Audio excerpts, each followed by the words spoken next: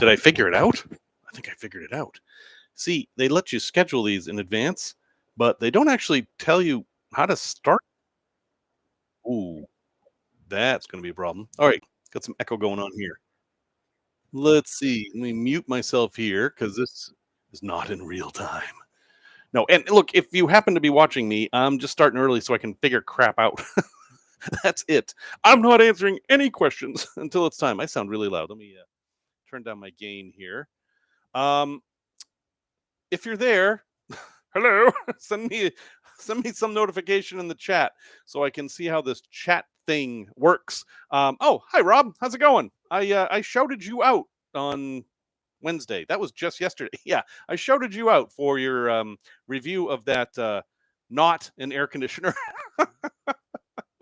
Hello, Mr. Spectre. Very nice to see you. Thank you for coming in. So, is my volume okay? I know you guys have your own volume, but these things have their own volume too, and I have to kind of picks them. Yes, hydro chill technology, aka evaporation. It's this amazing modern thing of the age. Volume's good? Okay, everything is good. So I literally just started early because I've never done a YouTube live before, and I'm appalled at how terrible the software is. I used to do live streaming weekly, maybe 10, 12 years ago on a show called Rational Alchemy, and it was much, much more sophisticated than this. I'm kind of shocked. I can't do overlays. I can't put titles up. I can't share my screen. I can't do any of that stuff with the native YouTube software. So if I do one of these in the future, I'm going to sign up for some other software that will do all that stuff for me. But there's no way to do it after you schedule an event because that software sits between you and YouTube. And because I already scheduled this with YouTube, I have no way to insert it. So anyway, we have what we have. So instead of being able to share like things like, oh look, a ship. I mean, I can do that, or I can just give you links. So I've got a list of links here. Yeah, Streamlab is exactly what I want. Unfortunately, I didn't discover it until after I had scheduled this, and there's no way to use it. Like if I fired up Streamlab now and started a live stream with it, it wouldn't be this URL. It would have been a totally different URL. So, oh, a whiteboard. That would require handwriting, and Susie's not here. But whatever. In the background here, I've got these screens just showing slideshows of Antarctica and Ushuaia and a little bit of Argentina. That's all. It's not informative. I am basically going to be here to answer questions. I'm going to introduce my concept for the Antarctica trip. I'm going to talk a lot about pros and cons of different ways to get to Antarctica, how things have changed in the cruising industry just to begin with. I'll talk as much as people want to talk about the Panama Canal Cruise. I have everything that I know everything about the Panama Canal Cruise, and I'm happy to answer anything there. And I can also talk about my idea for a trip to Salem, Massachusetts in 2024. And that trip's interesting because it kind of combines my two communities. I mean, I've got this group of people that travel with me, and they have so for a very long time. And I've also got the van life community. And I do the podcast and I know people from there, and the Salem, Massachusetts trip could actually combine those two. And that could be interesting because there's some overlap, but there's a lot of not overlap. They're actually two completely different groups of people. So I don't know. We'll see what happens. um, anyway, this does seem to be working. There is a delay. So if you guys are typing at me, it may take me a while to get to the questions. In fact, I need to optimize this chat thing here. Oh, top chat. Yeah, that's what I want. I want you to filter the chats for me. Thank you, YouTube. Live chat. That's what I want. Okay. So, don't even get me started on witches. I grew up in Salem, Massachusetts, and I've taken a few classes in the witch hysteria, the old term for it. Witches. That's a loaded thing. Let's just put it that way. If people do come on this trip, they're going to hear me lecture on what actual witchcraft was taking place um, and all that kind of stuff, which I won't get into too much here. But yeah, the witches are a recent phenomenon. Let's just say that. No, they don't. But they don't. Yeah, no, they could. I mean, Yeah, I got to figure out how to incorporate the chat with this. So this is not an ideal platform. It's just something I knew that basically everybody has YouTube, so everybody could get in here. One of the big problems I'm having with communicating is people. It's not like the old days. 10 years ago, everyone read their email. Now, some people never read their email. Some people only do Discord or Slack or Facebook or Twitter or whatever. And yet these trips are complicated. There's a lot of information, and not everyone is proactive about getting the information. And some of it is timely, like you have to do X by X, and if you don't, then bad things happen. And well, I'm having a really hard time getting people to respond to emails and stuff. So I thought, well, let's do this and see. Maybe people will come in here and ask questions. I don't know. We'll see. So I need beer. I'm going to get a beer. Yes, I am. And let me see. Can I pop out this chat window? I should be able to pop out the chat window. Ooh, there's a button here that says engage with your audience. Let me press that. I can start a poll. All right, let's see what that does. Poll. What is your favorite color? And then I can put in blue and no, really, it's blue. And then I can do ask my community, and let's see what that does. All right.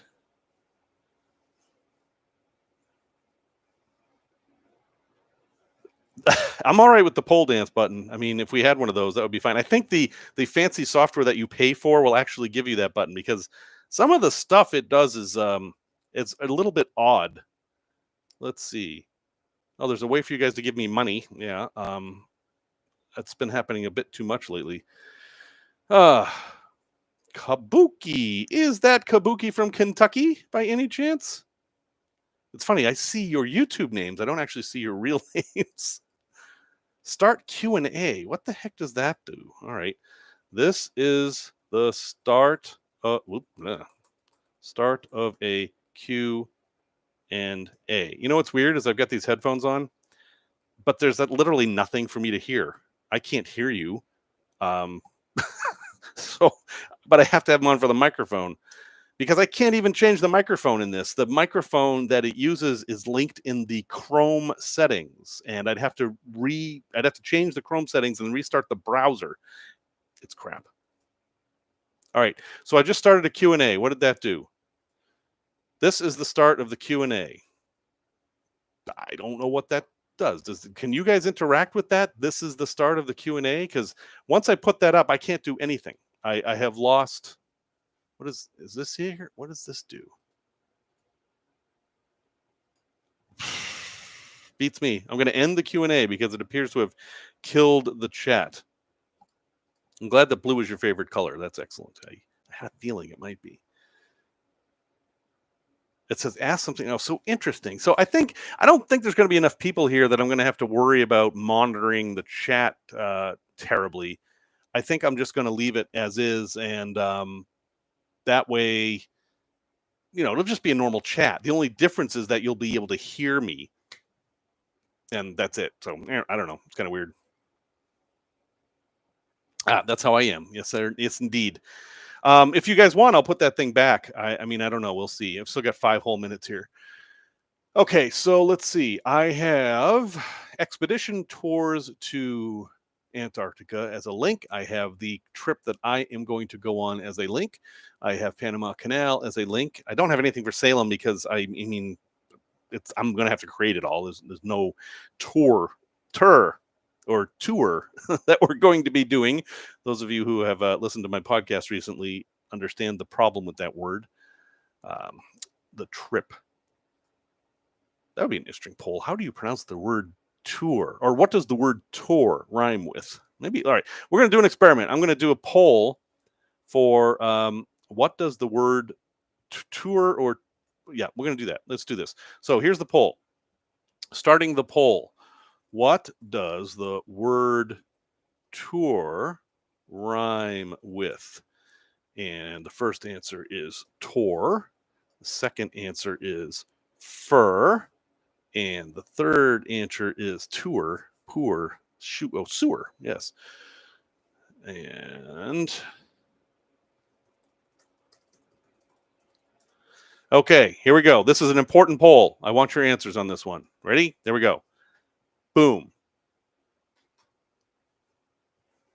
Interesting how that does that. Okay. I got one vote for sewer. Tour? Tour, sewer. You know what I need, though, is it should have a demographic thing where it tells me, you know, where you're from.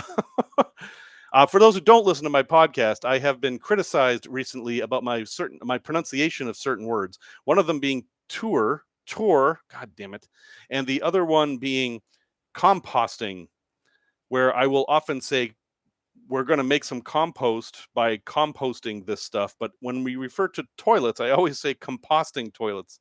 That's a bit of a longer story. Oklahoma, yes sir. So tours from there. So in I believe Utah they say tur, but again Utah is regional too. I lived in Salt Lake City and people talked normal, and then you went a little bit south. Like once you left Provo and head down south, they started to say odd things like that. Tur, well tur rhymes with fur, doesn't it? Tur and fur.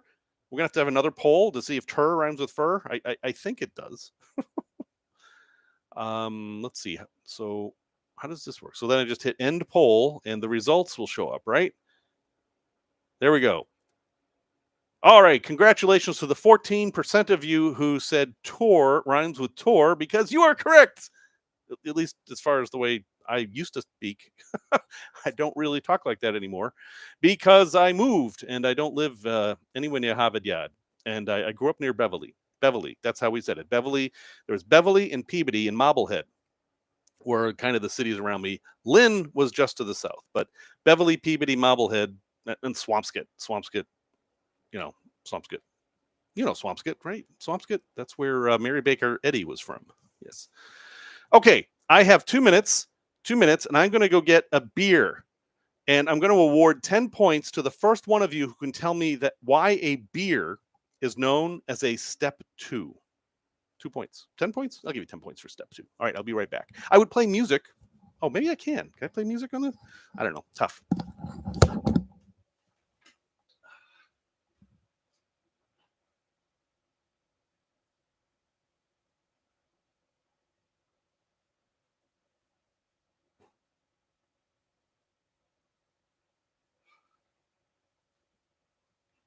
Okay. It does seem silly to have these headphones for this, but that is what we got. Hello, Mr. Mark Raymond. Very nice to see you, sir. Mark Raymond joins us. I don't actually. Where are you, Mark? Are you in Chile, or are you in Thailand, or are you in Canada? Where is Mark Raymond today? And Big Rob, you have earned 10 points, as I thought you might, as Steve Wallace is the origin of the term step 2. First, you set up camp, and then you have a beer, the beer being step 2. So thank you very much, Rob. What is the white flag with the star? I mean, the flag with the star. So if you look at this flag right here, it's actually a pennant, technically. Well, it actually tells you what it is. It's a white star. It is the flag of the White Star Line, and a flag or one similar to that could have been on the Titanic at some point. So that is the flag of the White Star Line. White Star Line merged with Cunard sometime after the disaster and is now owned by Carnival. So technically, there is a relationship between the Titanic and Carnival, which doesn't surprise us that much. Yes, this is in fact Hams, the beer refreshing from the land of sky blue waters. I'm disappointed that they changed the can. This kind of Christmas tree looking design I don't really like. I like the old one, but anyway, that's my beer of choice. I can't get Narragansett here, and I don't know.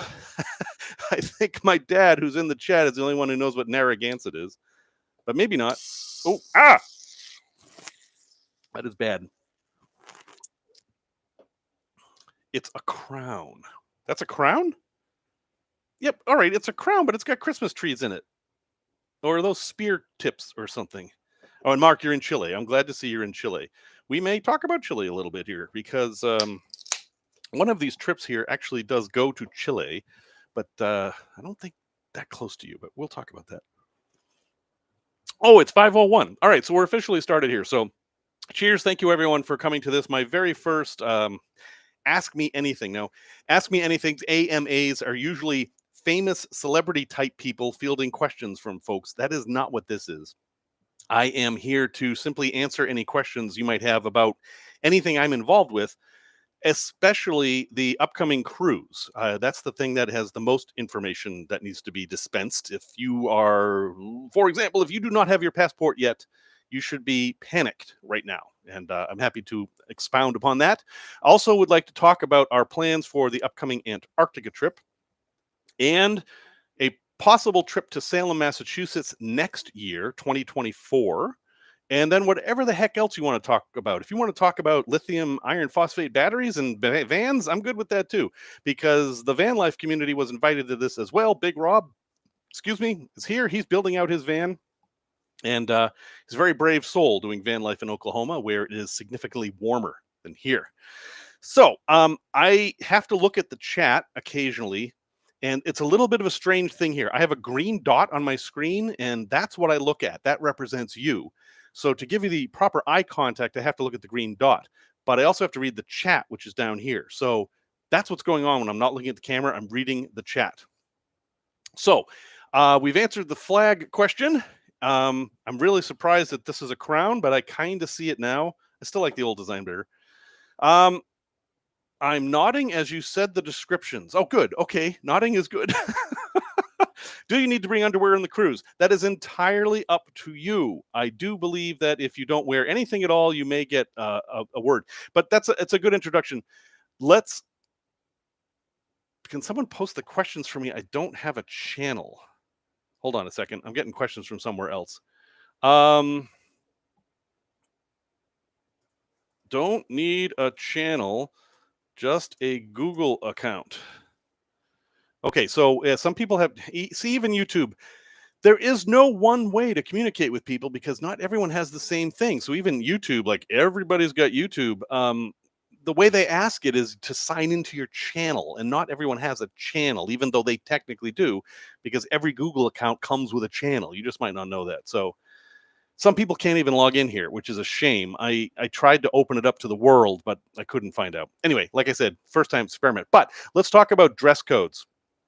All right, so it used to be in the days of sailing on liners and cruise ships that there were definite dress codes. Like on Canard, for example, which we brought up earlier, you were expected to dress formally at dinner. I mean, we're not talking about a tie here. We're talking about, a tuxedo.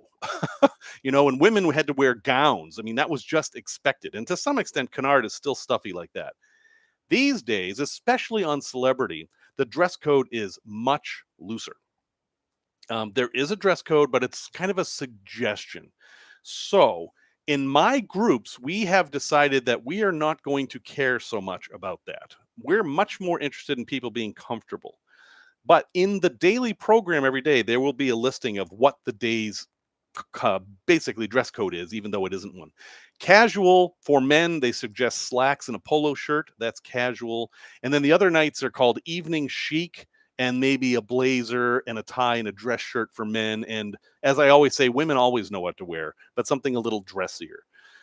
That's the suggestion. But things have changed so much now that you're not going to feel out of place, honestly, wearing a black t-shirt and nice jeans in the dining room.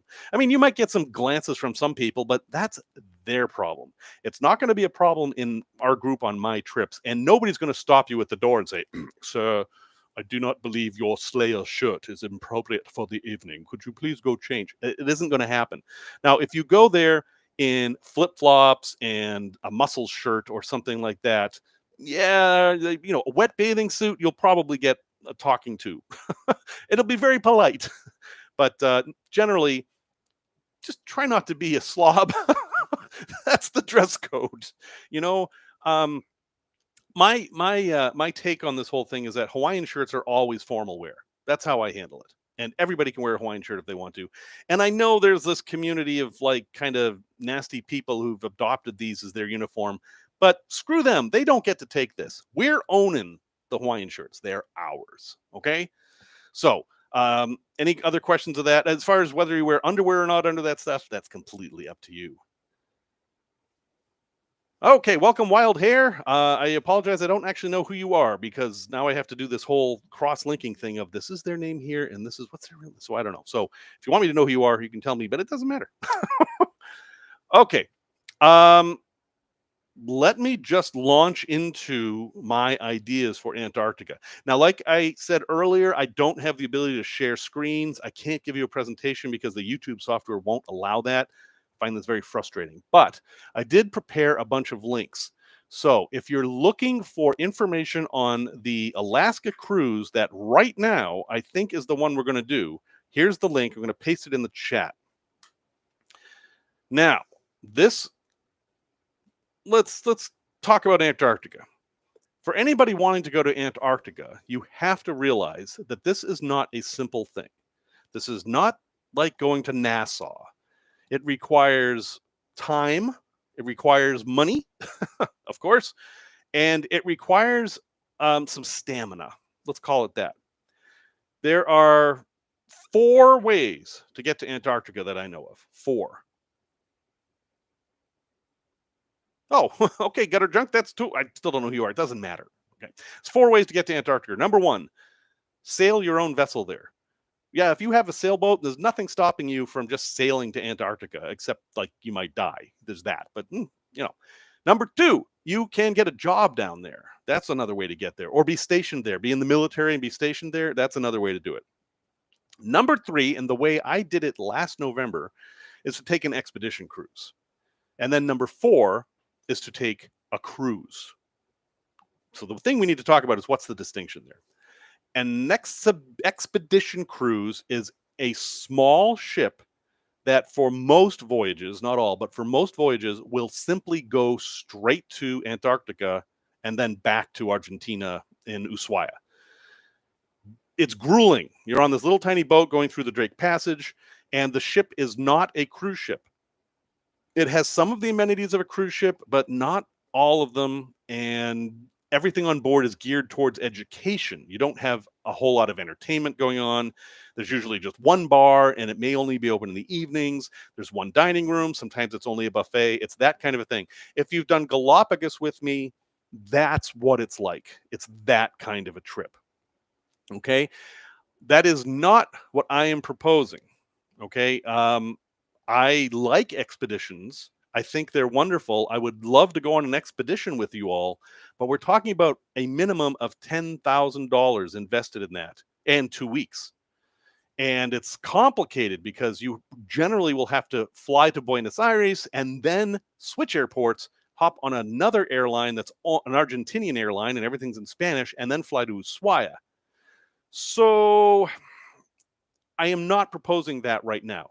If you are interested in expedition, I can tell you everything I know about it. I can make some recommendations right now. And actually, I'll post a link to this too. The most attractive expedition to me right now going to Antarctica is G Adventures. Now, this is the group we used when we went to Africa. However, they do not have any long-term bookings right now. These are all, I mean, this is actually a bargain. It's $54.59 per person, but you have to go this December. That's plus airfare, and the airfare is not inconsequential. So anyway, I'm going to post this. Please do not get confused. I am not going on this trip. I am simply saying that if you absolutely want to do an expedition, this is not a bad place to look, okay? Their ship is super old, but it only has 134 people. This is a very important thing to know about Antarctica. If you're going to go to Nassau or something like, where's this accent thing coming from? Yikes. If you're going to go to Nassau or someplace like that, you just get off the ship. You can't do that in Antarctica. First off, there's no docks. You cannot dock anywhere in Antarctica. You're going to get on Zodiacs, those inflatable boats. But there is a law, an international law, that no more than 100 people from the same vessel can be ashore at any time. This means that if you have 134 people on the ship, you're going to have to go in waves. Those last 34 people are going to have to wait until people come back. Now, in practice, 134 is not that bad because not everybody's going to go ashore every day. Some people aren't going to be ready the first thing. That isn't going to be too big of a deal. But if you get to a bigger ship, like say that has 200 people, yeah, then you're going to wait. But that's expeditions we're talking about. I'm going on a cruise and I'm inviting you to come with me. Hello. A cruise has too many people, and they will not let you ashore in Antarctica. That is the biggest difference between Antarctica cruises and Antarctic expeditions. However, Antarctica cruises are on a regular cruise ship. Everything you can do on a regular cruise ship, you can do on these ships. They're much larger vessels. They go through the Drake Passage faster with stabilizers. They're much, much more comfortable, and they go other places. And this is another big selling point. The cruise I'm recommending leaves from Buenos Aires. That simplifies transportation dramatically. And then it goes to other places like Puerto Madryn, it goes to the Falkland Islands, it goes to Ushuaia, and you get to see some of the local culture and stuff that you do not see on most of the expeditions to Antarctica unless you go on the longer, much, much more expensive ones. If you're looking for that G Adventures link that I just put, you can see the difference. Antarctica Classic is the standard way to get to Antarctica on an expedition, but the Spirit of Shackleton is what you have to do if you want to go somewhere else. And it's $19,000 a person to start with. You can see why I'm recommending the cruise part. How many days are these cruises? Well, it's at least 10 days to do an expedition down to Antarctica, unless you do the fly cruise things. There is a way now with a group called Antarctica 21 that they leave from Punta Arenas, Chile, and fly to Antarctica, land on the ice, and then you get on the ship there. But at least 10 days. They have one that's called Antarctica Express, I think that's 7 days, but it's terrible. You spend 6 days traveling and 1 day in Antarctica, and it's not worth it. The cruises are at a minimum 14 days, just like Panama Canal. They're at a minimum of 14 days. This is one of the problems. So this trip that I'm recommending is not going to be for everyone. It's expensive and it takes a lot of time. But you will get to Antarctica. You will get to South America. You'll get to see Argentina. You'll get to see Chile. You'll get to see the Falkland Islands. And then you will hear why that's the UK. And no, that's Argentina. And there was a war over that. You will see penguins. You will walk with penguins. You will see icebergs. All this stuff you will see, but you will not set foot on Antarctica. So let me stop and catch up with the chat here. Okay, looks like we're caught up. So, okay, now there's a very big conversation to have here about, have you been to Antarctica or not? Seems like a simple thing, right? Have you been to Europe? Well, yeah, all right, I've been to Germany, right? So I've been to Europe. Well, okay, I've been to the UK. Is that Europe? Depends on which definition. It's not Europe as a legal entity. I mean, it's European as a continent. Iceland. Iceland, Europe? Well, when you land in Iceland, you're in the EU. Does that make it? Antarctica is the same way. Where does Antarctica start? I mean, technically it starts at, 66 degrees, 30 minutes south latitude. I didn't go there. I didn't get below that line. I certainly didn't get to the South Pole. I did walk on the continent, so that means I went there, right? But if you look at a map of the continent without the ice on it, it's just a bunch of islands. So I was just on an island. So I wasn't on the same island that the South Pole's on. So, it ends up being all completely arbitrary. And on the trip that I was on when I just went down there in November, everyone was like, when are we going to get to the mainland? When are we going to get to the mainland? And the tour guides were like, knock it off. You've been in the Antarctic for 2 days now. This is no different than this. It's all the same thing. You've all been to Antarctica. And that is my perspective on it now. My favorite parts of going down to Antarctica were on the ship. I mean, sure, we got off in the Zodiacs and we walked around with the penguins and stuff, which was fine. But the best parts were from the ship because that's where you could take in the landscape. And to me, that's what it was about. So they're not the same thing. There are pros and cons to expeditions and cruises. But for the group that usually travels with me, based on everything I know about them, their physical capabilities, their interests, their wallets, I think this is the best bet.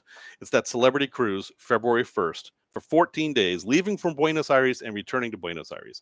I think that's the best bet. Okay, so that's the Antarctica trip. What questions do you have about Antarctica or the trip? And actually, you can ask me anything you want, because if you don't, I'm just going to keep yapping, and that'll be a long yap. There he goes. He's looking at the chat, waiting for questions, knowing that there's a 10-second delay. He's waiting some more. He's going to have some beer. Here he goes. Ready? Okay. So how close does the cruise get? Oh, yeah. The cruises will go, it's very similar to Alaska, at least the old days of Alaska. If you've been to Alaska and you remember sailing with the glaciers, you go up to the glaciers, it's going to be very much like that in Antarctica. It's a very similar experience. Our most recent trip to Alaska discounted, more like the old ones. Am I already set on the dates? Kinda. Um, I have booked myself on those dates. There are other dates 2 weeks before and 2 weeks after that I could also consider, but I would need a compelling reason to do so. There doesn't seem to be much pricing difference between them, but February 1st, 2025 seems to really work well. But if I had 3 people who said we'd really like to go, but we have to go earlier, well, I can probably do that. Irena, the dates are, and again, I don't have the ability to put things up on the screen. I'm sorry. February 1st through February 14th or 15th. I mean, you got to add padding days on either end. 2025. So beginning of February 2025. So how much is it? Well, this is a weird cruise. For all my other cruises, I know how much it is. I can tell you. This is the amount because I have a group and I book cabins and I get cabins at a certain price. I can't get a group on any Antarctica cruise. They don't do that. So this puts me in a pickle. Now, the travel agency, which is called Absolutely Cruising, that my father started, my father started many years ago, decades ago, is part of a consortium basically, and we can get somewhat different pricing than the general public. It may not be greater, but sometimes it's pretty good. So when you ask me how much it is, I can't give you exact numbers, but I can give you a number that it kind of puts it in the ballpark. And it's about $3,500 per person plus some fees. And this is on Celebrity, so that should include gratuities and drinks, but I'm not entirely clear on that. So we're in that ballpark. This is on Celebrity. This is on Celebrity Equinox. That is a Solstice class ship. So the same class of ship we just took to Alaska, the same class of ship we took to Australia, same class of ship we took to Asia and Scandinavia. We've done a lot on these Solstice class ships. So it's the one with the grass, the ship with the grass, which is a great ship to go to Antarctica on, honestly, because it has all that deck space really up high. So you can take in, I mean, you can walk 360 degrees around the ship and just take in the amazing blue ice. I mean, I'm posting pictures behind me of Ushuaia and Antarctica, but sometimes you'll see these icebergs come up on there that are just stunning, and you'll be able to see those just great. Mark, what are the dates of your gem show?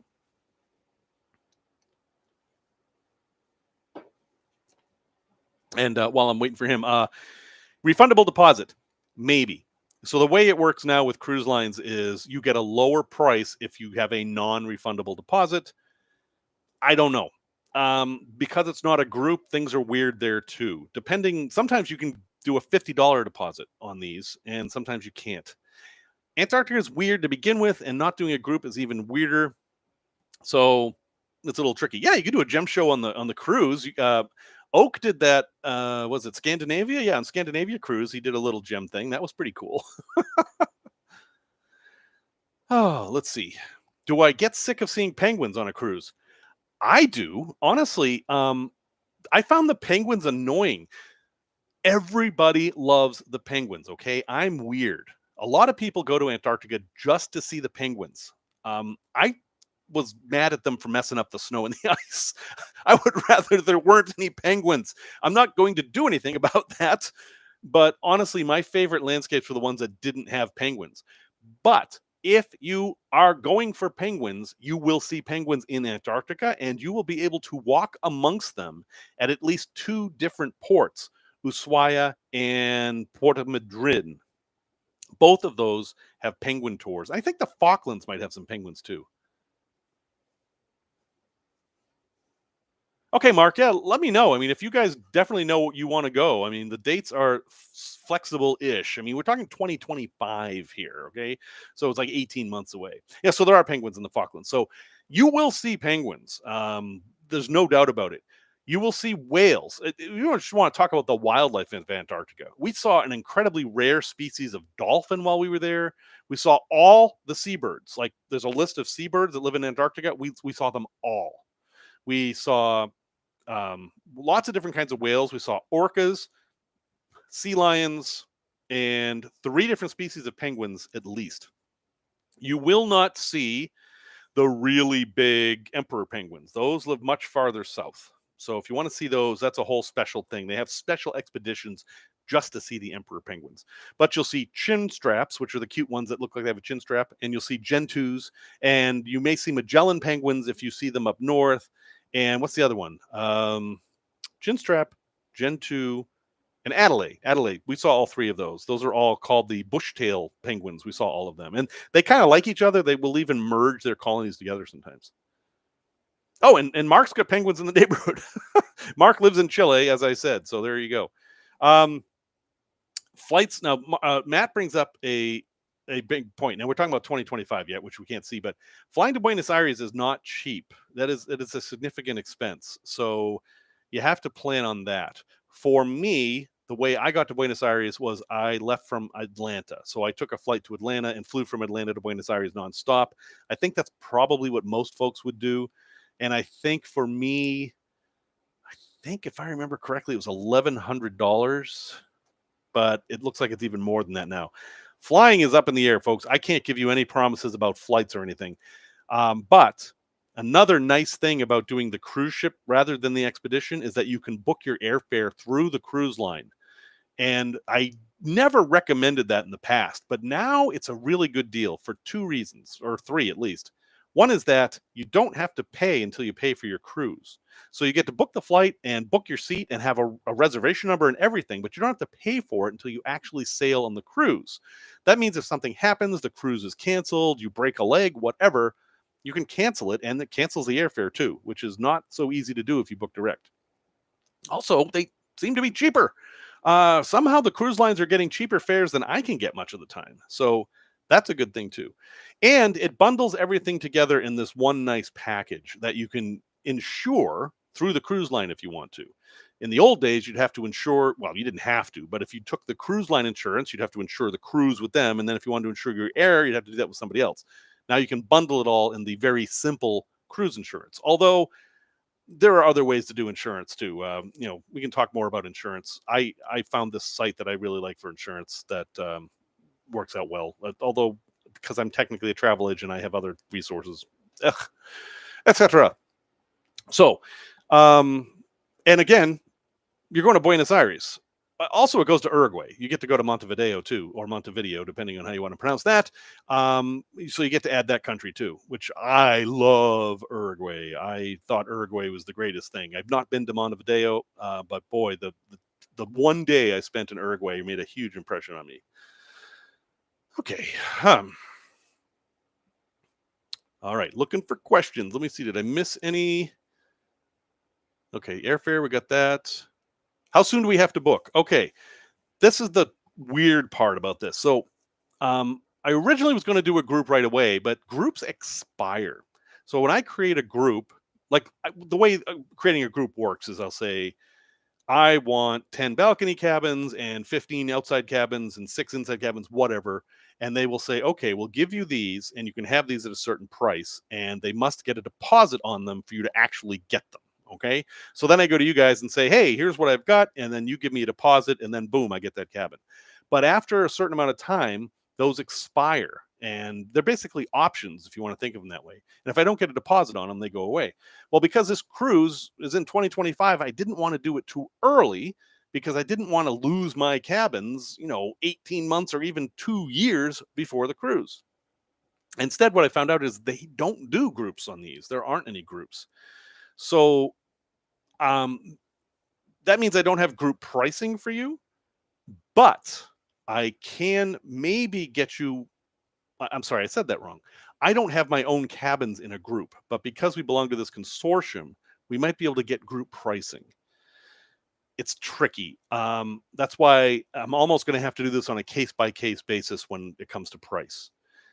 If you book early, you will have to pay a deposit. It may be non refundable, but you are more likely to get the cabin that you want.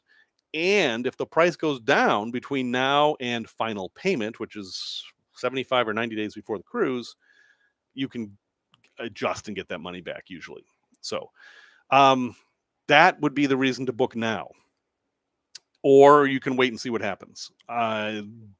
They look like they're popular. I know that when I booked this cabin for myself, geez, when was that? Oh, I guess it was in Alaska. So in May of last year is when I booked this. Holy cow. And the cabin I wanted was already sold. So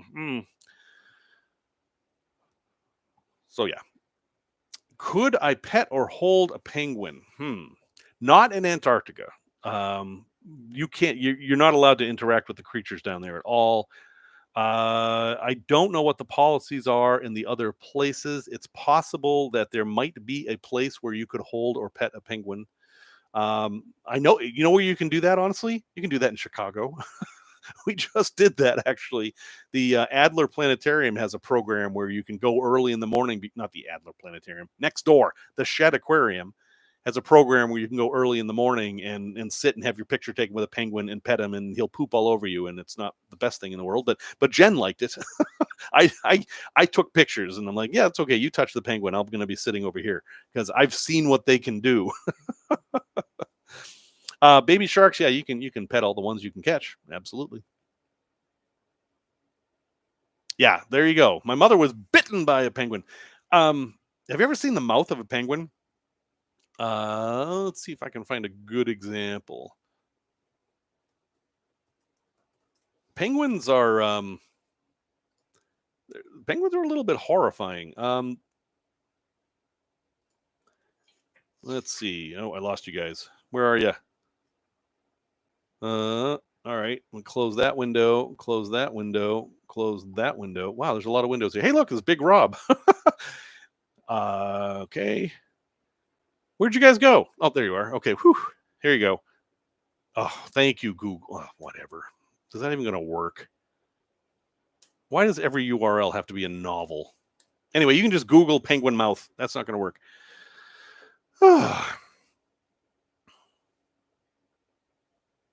Oh, interesting. Mark says it might be cheaper to fly to Santiago and then to BA. It could be. I mean, there's kind of games you can play, but time is also a factor. You'd have to probably spend the night in Santiago. But yeah. I mean, it's too early. We're talking about 2025 here, but there might be games you can play. That's the thing, though, about a cruise that leaves from Buenos Aires. It's going to be much easier to get to Buenos Aires than Ushuaia. I couldn't find any U.S. based airlines that flew directly to Ushuaia or at all. I was hoping that maybe I could do like Delta from Atlanta to Buenos Aires and then to Ushuaia. But no, I had to book through the Argentinian airline, and their website kind of sort of does English. And I, maybe can pick up a couple of words in Spanish. And then there was the conversion rates, and Buenos Aires is notorious for having absolutely bizarre conversions where you can get 3 times as much money depending on how you do it. It's easier just to go to Buenos Aires and then go from there. It is. All right. Any questions about Antarctica or the Panama Canal, or I will start yapping about Salem because I've got some ideas for things we could do there.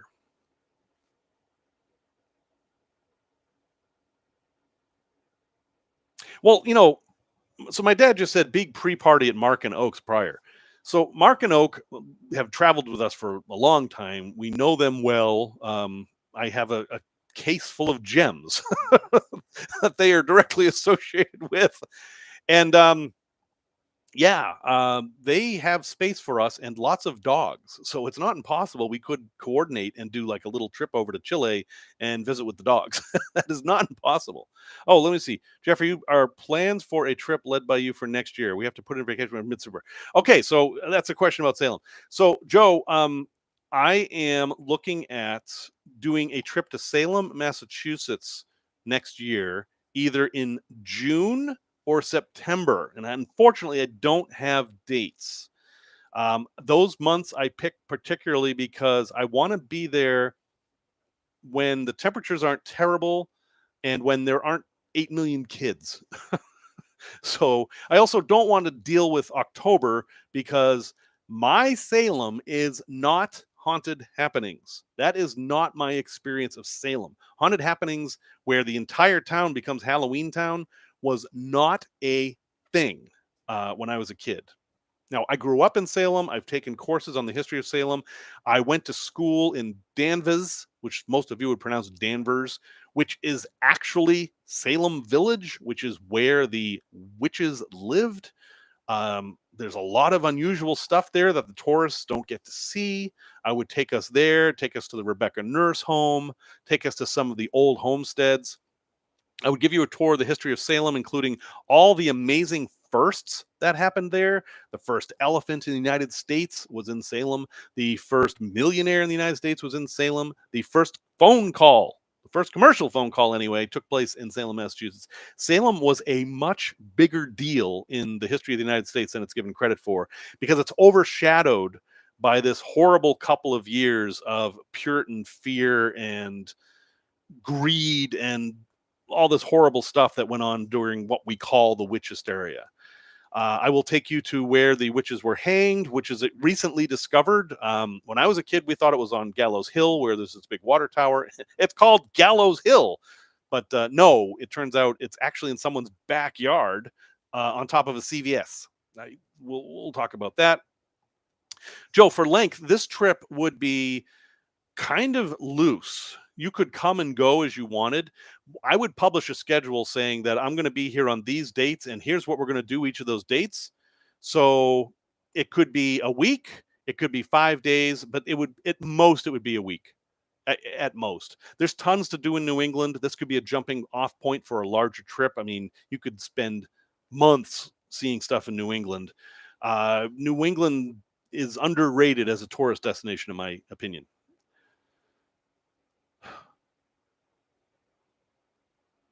Oh, well, if you're only 2 hours south, come up and pet a penguin. Yeah, Wild Hair says that she's only 2 hours south here. Where? So I have property 2 hours south. Where are you 2 hours south?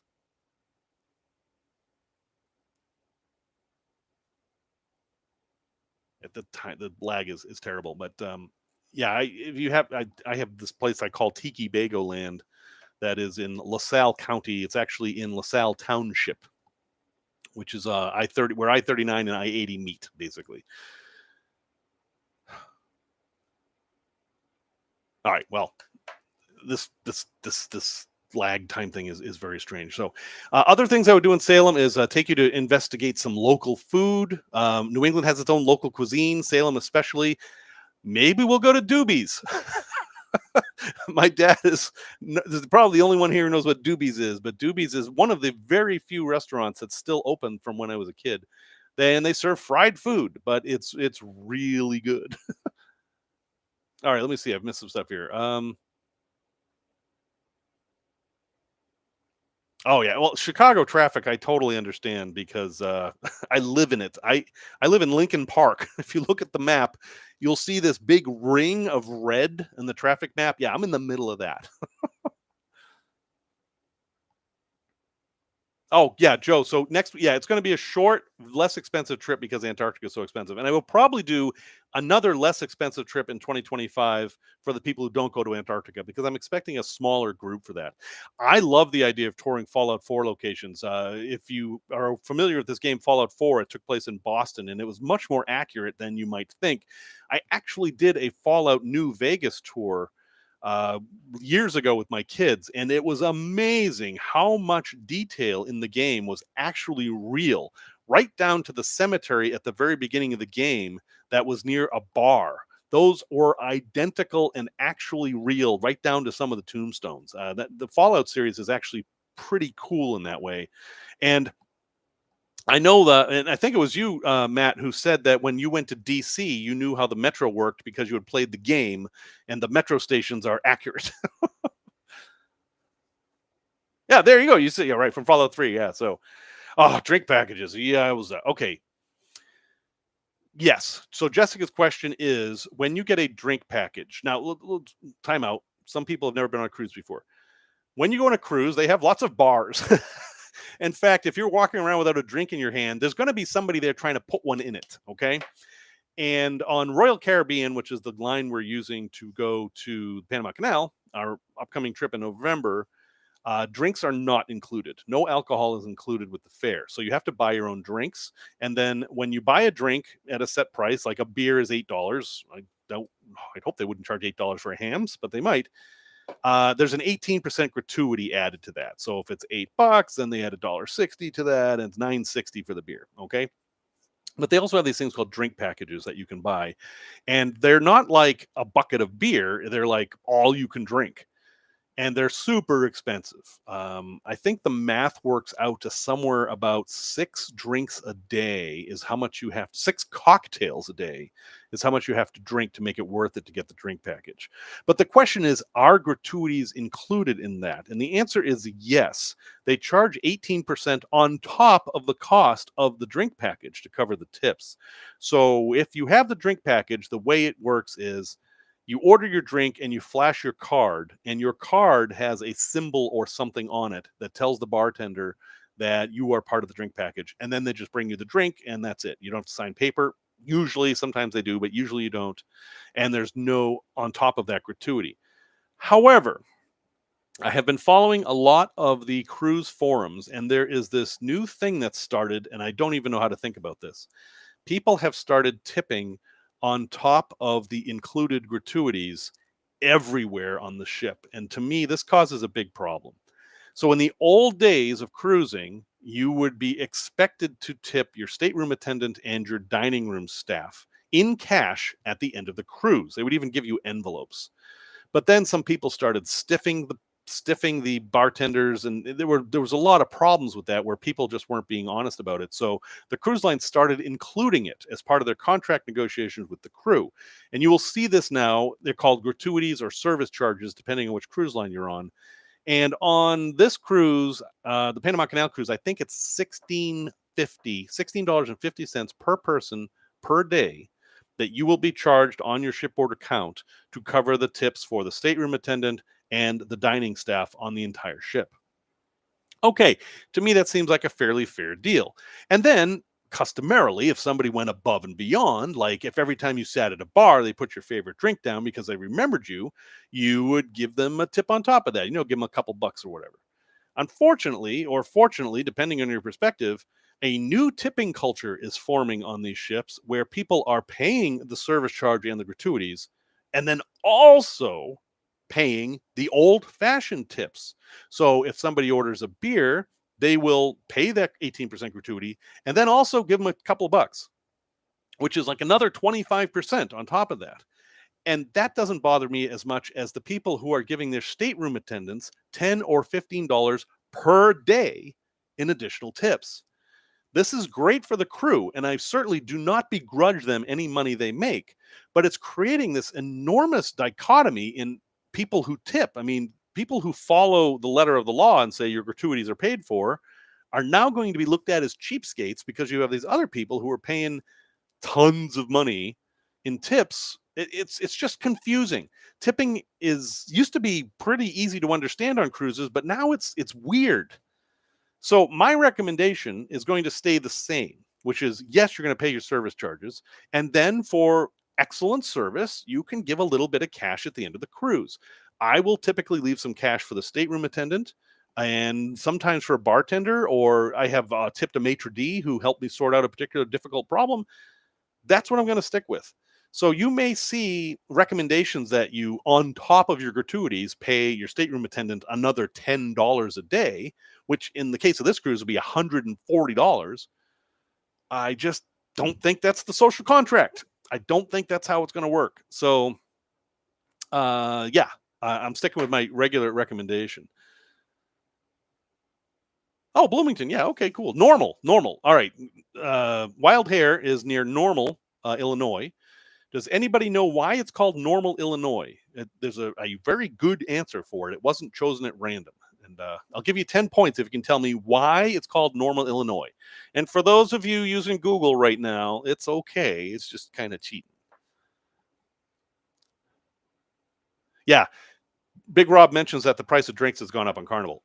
Yes, the price of everything's gone up on cruises right now. They are trying to recoup all the money they lost from COVID, and everything's more expensive. Shore excursions, cruise fares, everything is more expensive. And also on Royal Caribbean, you are going to see a lot more nickel and diming where they're trying to get money out of you for things. For example, the dining room, the main dining room that's included, everyone gets to go to the main dining room. When you open the menu, you're going to see upcharge items. Like, oh, would you like a filet mignon with your meal? Well, click here. We'll give you another 20 bucks, charge you another $20 for a filet mignon rather than the included New York strip kind of a thing. I don't like it. I get it, but I don't like it. I much more like the all inclusive way of doing things. But right now, this is what we got. Yeah, and I agree with Joe there, Joe Wag. I give my room attendant $20 a week if they do good service. And spoiler alert, you don't get service twice a day anymore. You will get to choose, from what I've been told, you will get to choose morning service or evening service, but they will not be servicing your room twice a day like they used to. What happened is during COVID, they laid off all these folks and they didn't come back. All these people got laid off. COVID happened. Death tolls were terrible in the US, but they were much worse in some of the countries where the crew comes from. And when the cruise line said, okay, we're back, come back, not everybody came back. So cruise lines are having a terrible staffing shortage now. So this is their solution for it. They've made it so that the staff makes a lot more money and has actually more work. Even though we're getting half the service we used to, they have less than half the stateroom attendants they used to. So the stateroom attendants are actually working harder, but they're making more money. And it's complex. It's capitalism run amok, and that's the way it is. Yeah, nickel and dime. Oh, hi, Gingy. Yes, nickel and dime is exactly how it is. Hello, Pat. Yeah, and Mark, I agree. The whole U.S. tipping culture is insane to begin with. Other countries do it much better. Where like we pay our staff a living wage. Here's the price of the bill, and heck, if we did a good job, give us a couple bucks. I think that's much more appropriate than, yeah, you spent $100 on your meal, and if you don't leave a $20 bill for the server, they still have to pay taxes on that, and they don't actually get the money. I don't want to go on a rant. I'm gonna have a sip of my beer. I'm gonna calm down now. And then, for those of you who've never cruised before, Big Rob is talking about Carnival in the chat. My dad and I have agreed that we do not sell Carnival cruises. If you come to us and say that you want to go on Carnival, we will direct you to carnival.com. We don't want to have anything to do with them. We will sometimes associate with their other brands because they own everything. They own Holland America. They own Cunard. They own P&O. They own Princess. They own so many different cruise lines that basically more than half of the cruise lines we would have to not deal with. And there are different flavors among the Carnival brand. Carnival has had an influence on all of them, and it has been a negative influence, but there is a distinct difference between a Carnival cruise and a Holland America cruise. They're not the same thing. They have totally different people that go on them, different itineraries, and different mood, I'll say, on board. Yeah, Rob, the same thing. I used to be a bellman at a hotel in Salt Lake City, and we'd have international people come there all the time, and they didn't understand tipping. I had an entire bus of people come from China, and I picked them up at the airport, took them to the hotel, and then after a week, picked them up at the hotel and took them back to the airport. And their tip was a ceramic thing. It was kind of shaped like a person, and it had a head on a spring, and then these little circle things on springs. And at the time, I was annoyed because that was normally at least $50 to $75 in tips. But a year later, I was like, well, that 50 or $75 would have just melted away. I wouldn't notice it, but I still have this very strange thing, and I don't have it anymore. I don't know where it is now, but honestly, I don't understand how anybody comes to the U.S. and understands tips. It doesn't make any sense. We all have these unwritten rules, and they're inconsistent. They don't match.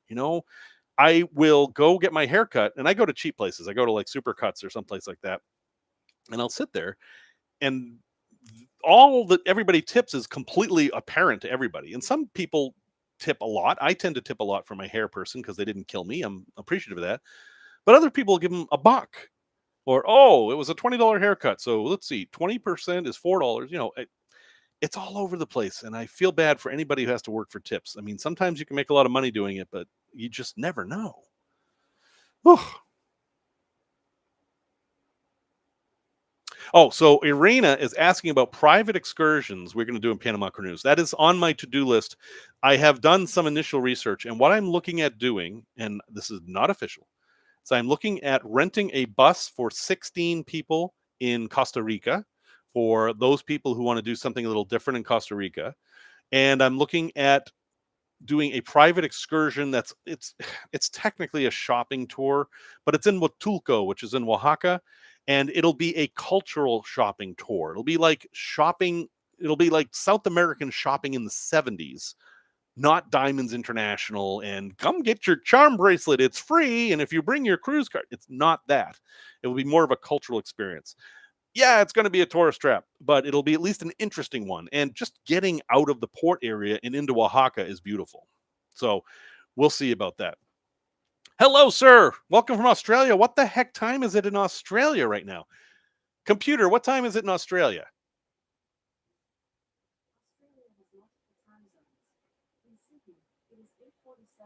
It's 8:47 a.m. in Sydney. So I hope you're in Sydney. Oh, geez, that's interesting, Joe. I heard about Casa Bonita being bought by the South Park guys. Actually, I have interesting stories about them. I actually got to meet them once at the conference, the amazing meeting that James Randi, right here, James Randi used to put on. James the Amazing Randi used to put on conference every year in Las Vegas, and they came once as speakers. All right, so no one knows why it's called Normal, Illinois. Well, I once did a a trip, an excursion down Route 66 in Illinois. And we went from the very start of Route 66, which is at the Art Institute in downtown Chicago, all the way to the old end of Route 66, which is the Chain of Rocks Bridge. And that crosses between Illinois and Missouri. And it's actually where they filmed Escape from LA. I'm sorry, Escape from New York, if you can believe it. The bridge from Escape from New York actually crossed the Mississippi in southern Illinois. But interesting place to go. The bridge is very strange. There was a horrific murder there years ago. However, Normal, Illinois is near enough to Route 66 that I was like, why did they call it Normal? And one of my favorite bands, Big Country, actually has a song called Normal, Illinois. Well, the answer is because there used to be a school there. It was called a normal school. And back in the day, a normal school was a school that taught teachers. So if you went to the normal school, you were going to a school that taught teachers. And the big school for that was in Normal, Illinois, and whatever they called it then. And then finally, they just started saying, I'm going to Normal. And that became the name of the town. And it was usually when the post office opened, that's when they actually had to physically name the place. And often that was done in duress. They were like, no, we need a name now. And there'd be some guy like, I don't know, there's a school here, call it that. And or they would name it after some executive in the railroad industry or something. But anyway, that's Normal, Illinois got its name from the school. Oh, okay. Matt and Trey, never met those guys. Oh, Casa Bonita. Yeah, I actually did a little trip there a couple of years ago. It was not good food. Although Hal Bidlack went to Casa Bonita with me, didn't enjoy the Casa Bonita experience, but really enjoyed the food. So if you're coming on the Panama Canal Cruise, feel free to mention that he is the one person who likes Casa Bonita food. Wow. So Allegro Soto here is in Australia, and he's got his diesel heater on right now. I mean, just as a matter of perspective. And that's why going to Antarctica in February makes sense, because that is the height of summer down there. And it's going to be not even below freezing much of the time. It's so weird. So I went down there in November, which was early, and I dealt with snow. I mean, when we got off, we had deep snow we had to deal with, and it was a bit of a problem because when we made steps, we'd sink in the snow, and we were told that penguins would fall in those holes and die. So as we walked, we had to fill in the holes so the penguins wouldn't die. And then I saw pictures from the same trip we took 2 months later, and there was no snow at all. It was just rock. So that was interesting. Antarctica is a little bit like Galapagos in that if you go at different times, it's a completely different place. All right, let's see. Yeah, so working on a cruise ship is very difficult if you're an American. I tried. They really don't want to hire Americans. You basically have to be in the entertainment staff on a contract, like it's a different kind of contract, and you're better off being a Canadian than American. And the reason is they're an American corporation, despite everyone saying, "Oh, the cruise ships aren't even flagged here." That's a whole separate thing. All these big cruise lines are in Miami, and they have to pay taxes for American employees. So that's why. Mark, oh hi Mark. I don't know. Did the normal Illinois school become part of it? Beth would know more about that than me. I honestly don't know. Ah, Lewis from England. Very nice to meet you. Tell us an interesting story from when you've traveled in Europe. All right. Wow. My European travel was mostly done as a lad. My parents took me down. All right, this is a longer story. Joe Wag, if you're still here, what was that airline that had that crazy airfare? But basically, an airline had this crazy airfare. It was like $99 to go to Europe, and then like $149 to come back. So he said, "Let's go," and we all got packed up and went to Amsterdam. We flew to Schiphol. I've heard I pronounced that. That's another on my list of words I pronounced wrong, by the way. And we drove around. We went through Belgium and went to Germany and Switzerland and France. And then we went back to Schiphol and we were told that they don't have any flights home. So we were stuck over there. Oh, was that Pan Am? So that was Pan American. So we were stuck over there. And my dad, being the resourceful travel guy that he is, he stuck us on a boat, and we went from Hook Van Holland to Southampton, I guess. I don't know where we ended up, but in basically London's port, and went to London for a few days, and then flew home from there on British Airways, which was super fancy. But that, I don't know. Let me think of a story. Boy, there's so many stories because I've been there a few times since then. What's a good story about? Well, let's see. Let me pick a story about the UK.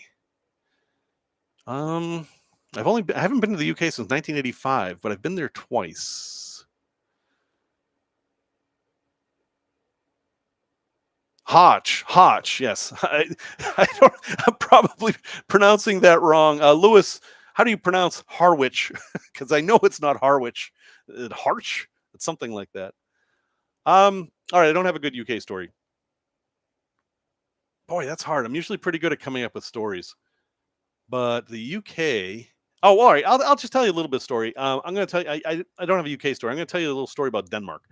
So after the Scandinavian cruise, I took a bunch of folks to Copenhagen, and we just did Copenhagen for a couple of days. Went to Tivoli and did all that stuff. But one day we decided to tour the castles. So a big part of going to Denmark is going on these castle tours. And I was a little disappointed because each castle is worth a whole day, in my opinion. And we did like 3 of them.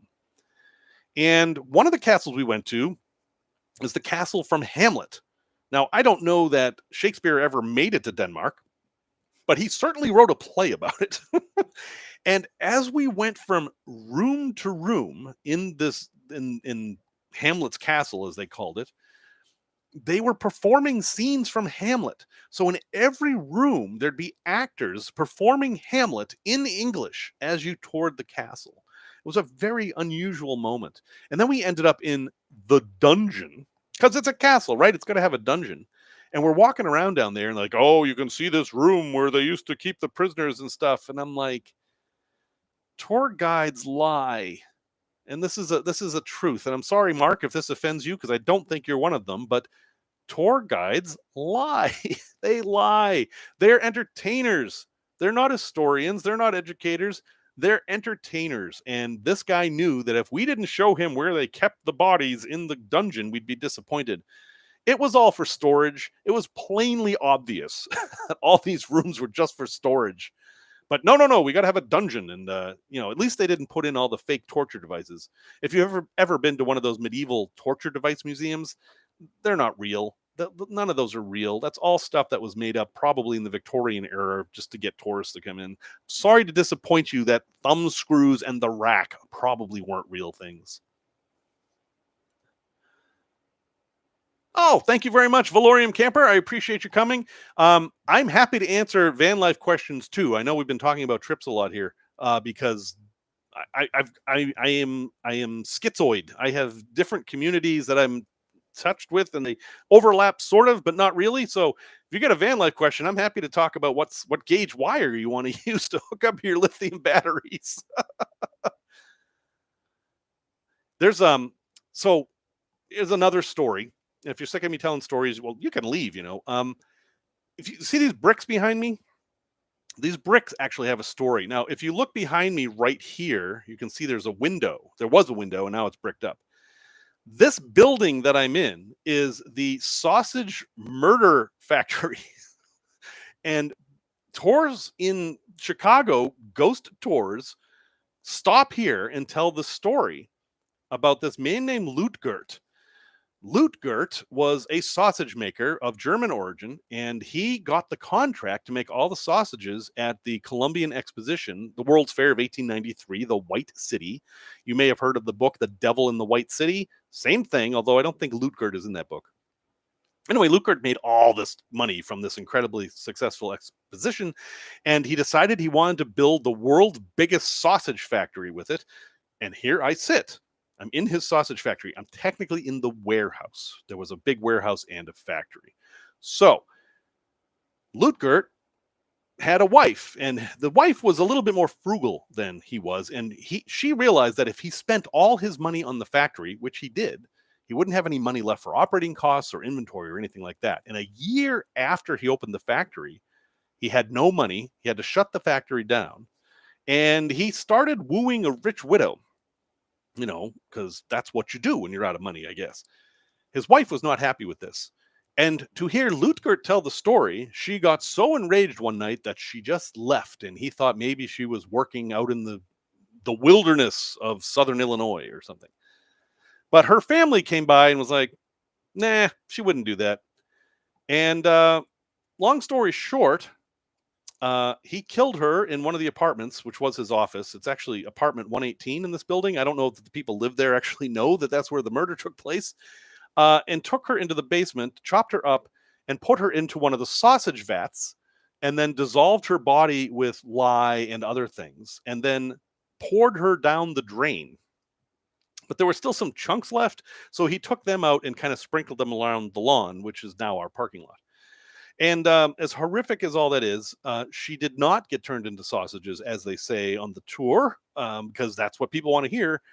But there was an actually much more interesting part of the story, which is that it was the very first time in the United States that someone had been prosecuted for a murder and there was no body. The way they did that was they found some bones, and they actually called an anthropologist from the Field Museum, which was a new institution back then, to come and identify the bones. And he identified them as female human toe bones, which nowadays we think is probably not possible. He probably did not have the expertise to be able to do that. But ultimately, it was enough to convict Lutgert, and off to Joliet prison he went, and he ended up dying in jail. So, yeah, I live in his factory, and that was the outside window of his factory. The building's been expanded considerably since. But he was the Sausage King of Chicago. If you've ever seen Ferris Bueller and they make fun of the Sausage King of Chicago, no, it was actually Lutgert. He was the Sausage King, and the name of the building I'm in is Regal Condominiums, as a little subtle nod to King Lutgert. Yes, Sweeney Todd, exactly. All right, I missed some questions here. Thank you, Lewis. I appreciate the compliment there. On the Salem trip, let's talk about van parking on the Salem trip. So this is New England, right? So it's old, streets are narrow, parking's a pain in the butt. So there are a few ways to do this. One way, and what I'm going to try to do, it might be challenging, is to get some of us to stay at Winter Island. Winter Island is a former PBY base. It's an old fort site from even the 1600s. And I'll show you guys a fort from the 1600s. There's a Fort Lee is not far from there. And I know where it is, but like nobody who lives in Salem knows where Fort Lee is. And they turned this island into a campground. And there are very inexpensive parking places there where you just simply park, and it turns out to be boondocking, but we don't care. We're in our vans, and you have these beautiful views of the water, and you're in Salem. So that's my goal. As far as stealth camping, I will do some research. New England is not the most easy place to stealth camp. I mean, yes, there's a Walmart, and no, you can't camp there. But I will have a plan. But ultimately, you're going to be on your own. And if you get the knock, I'm sorry. Unless you've paid for a campground, there's not much I can do about that. But I will have a plan. Oh, let's see. Yeah. Well, it's a legend, right? I mean, Dunderbeck. Remember Dunderbeck, the song Dunderbeck's Machine? I mean, the idea of turning people into sausages has been around a long time. And, well, Lutgert didn't get quite that far, but he did make his wife disappear. Part of the legend, too, is that they found her wedding ring in the vat. Um, okay, gold would probably not dissolve in lye. I get that part, but you'd think the guy would be smart enough to take the ring out. I mean, it's a big vat we're talking about here. These things are enormous. In fact, our storage unit, we have those little cages down there. It's right where the vat was, and the drains are still there. It is super creepy in the basement of this building. There's no elevator down there. You have to take these long stairs, and this building burned down. Well, it didn't burn down. It burned up. It burned in like 1902.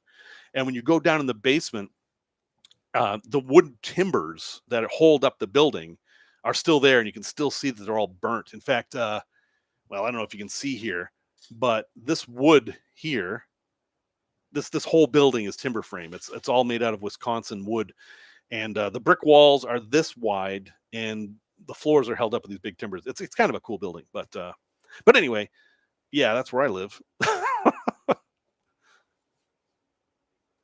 Yeah, we'll have some sausages in Salem.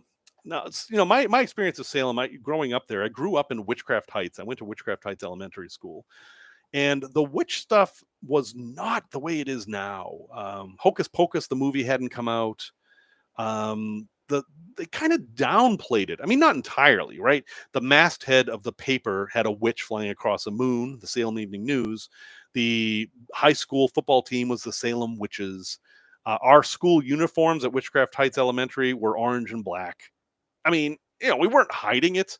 That neighborhoods in Witchcraft Heights have names like Cauldron Court and Witch Way. You get it. But there wasn't this insanity that there is now. Psychics on every corner and witch shops and all that. The witch shop, there was one. It was Lori Cabot, the official witch of Salem, and she had a shop called Crow Raven Corner, Raven, something like that. I don't remember. That was it. That's all there was. And most of us just made fun of her and thought she was silly because Salem's history is so much bigger than that. I mean, the nautical history in Salem alone is enormous. Salem was supposed to be the capital of Massachusetts. And when Governor Winthrop came over, he went to Salem first, but his son went out in what's called the North River and went fishing and drowned. And Governor Winthrop was so devastated by this that he said, see ya, and he went to Boston. Or actually went to Charlestown first, and then he went to Boston. Anyway, which way? Yes. Garth Brooks Boulevard? Seriously? I mean, okay.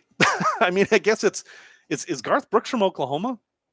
I barely know who Garth Brooks is. I just know he dresses like me. Maybe not with a Hawaiian shirt. I don't have a hat. And he sings about having friends in low places. And that's my entirety of information about Garth Brooks.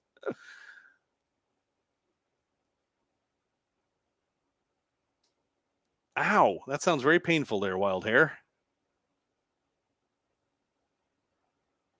Wow, interesting. Oh, Peabody Essex Museum. So going back a step, on the Salem trip, we will be spending an entire day at the Peabody Essex Museum. I'm saying Peabody, okay? There is a town next to Salem that is spelled Peabody, and those words are P and body. And when you put them together, it's Peabody. I didn't make the rules. That's how it's pronounced. So if you're going to pronounce things the way the locals do, you're going to say Peabody. If you say Peabody, we're going to know you're not from there. Okay. So Peabody Essex Museum is a combination. These were separate museums when I was a kid. There was the Essex Institute, an historical society that goes way back in history. And then there was the Peabody Museum, which was started by sea captains. And it was basically a cabinet of curiosities. And all these sea captains would bring the weird things they found. And then the cabinet grew bigger and bigger and became a whole building. Well, economics and changing tastes and stuff have merged these two. And it's now a world class museum with some amazing things in it. One of the things that's in there is a Chinese house in its entirety, completely preserved from the 1950s. And this is a multi generational house. It probably has 10 bedrooms, and the entire thing is in the middle of the museum, and you can tour it. It's amazing. Yes, Peabody in Sherman is fine. Peabody in Sherman doesn't work. That doesn't work. I don't know of an annual production of the Crucible, but there probably should be. However, Salem has made an effort, because it probably as a response to Haunted Happenings, which is the name for all the Halloweeny stuff, to address the fact that there were a lot of people killed here. I mean, you had 19 people hanged, one person crushed to death, and then another 150 died in prison. They don't mention that. There was a lot of people, and there was a lot of people. I mean, the population back then was nothing, so that was a sizable bit of the population. And if you look at a map of the accused versus the accusers, you will see that there is a geographic reason for it. And the reason is that if someone was accused of being a witch, they would have to give up their land. And the accusers were well aware of this, and sometimes they really wanted that land, and that would make it available to them. It's a horrible story of credulity, corruption, greed, just like any other story. It's kind of sad. But anyway, I love the Peabody Museum. Unfortunately, is not as much of a cabinet of curiosities as it once was. It's now they have fine art there, but it's fine. But I do have a story about the museum actually. When my wife and I were dating way back in 2010, I took her to Salem and we went to the Peabody Museum, and I showed her the Chinese house and stuff, and they had a traveling exhibit about cruise ships. I was like, haha, good timing. So she puts up with me, and we're walking around looking at all this stuff, and I'm pointing out all these minute details about things she does not care at all about, which I understand. But then we get to this room, and in this room is a toy steering wheel of a ship, and I put my hand on that steering wheel, and I had put my hand on that steering wheel before. And the time I had put my hand on that steering wheel before was in September of 1973, because it was the kids' bridge, the control center for the ship that they duplicated on the SS Canberra. It was in the kids' area when I was on that ship, and that was my very first cruise in 1973. Never in a million years did I think that I would see that particular item again. But there it was in my hometown where I grew up some 40 years later. Stunning, just an incredible coincidence. And I remembered it perfectly. So, stuff like that happens sometimes. But anyway, Peabody Museum is great. We will definitely go there. We'll also go to Salem Willows, which is not what it used to be, but it has an interesting history. I'll talk about that, and we'll go to Salem Willows, and we will have wintergreen popcorn bars, which may sound not very good, but I promise you they are good and they're interesting. We will not be having chop suey sandwiches, unfortunately, because they don't make them anymore, but I will tell you why chop suey sandwiches are a thing. I will talk about the Reed Family Fund Picnic, which is also not a thing. We'll talk about the sanitariums that used to be out there, which are also not things, but we will talk about the willows that are there. Honestly, there's so much to see. I think Salem is kind of amazing. Yes, Concord, Mass, Concord, North Carolina. So there will be some sort of a fee to attend the tour. So this is, because it's not a cruise, the way I'm going to do this is basically you guys are going to pay my expenses. That's it. Okay. So it's going to cost me money to do the tour and get out there and stuff. And I will probably have things to hand out. So you guys are going to pay for that. It's not going to be a lot of money. And then you'll pay your own expenses. So you'll pay your own admission to the museums, unless I can get a group discount or something, we'll sort that out. You'll pay for your own meals and that kind of a thing. That's how I like to do these trips, because money gets really complicated really fast. And sadly, every time I do one of these trips, I end up holding the bag for somebody that doesn't pay. I don't know why. I know a lot, like sometimes I'll organize like taxis for folks at the end of a cruise, and I never get paid.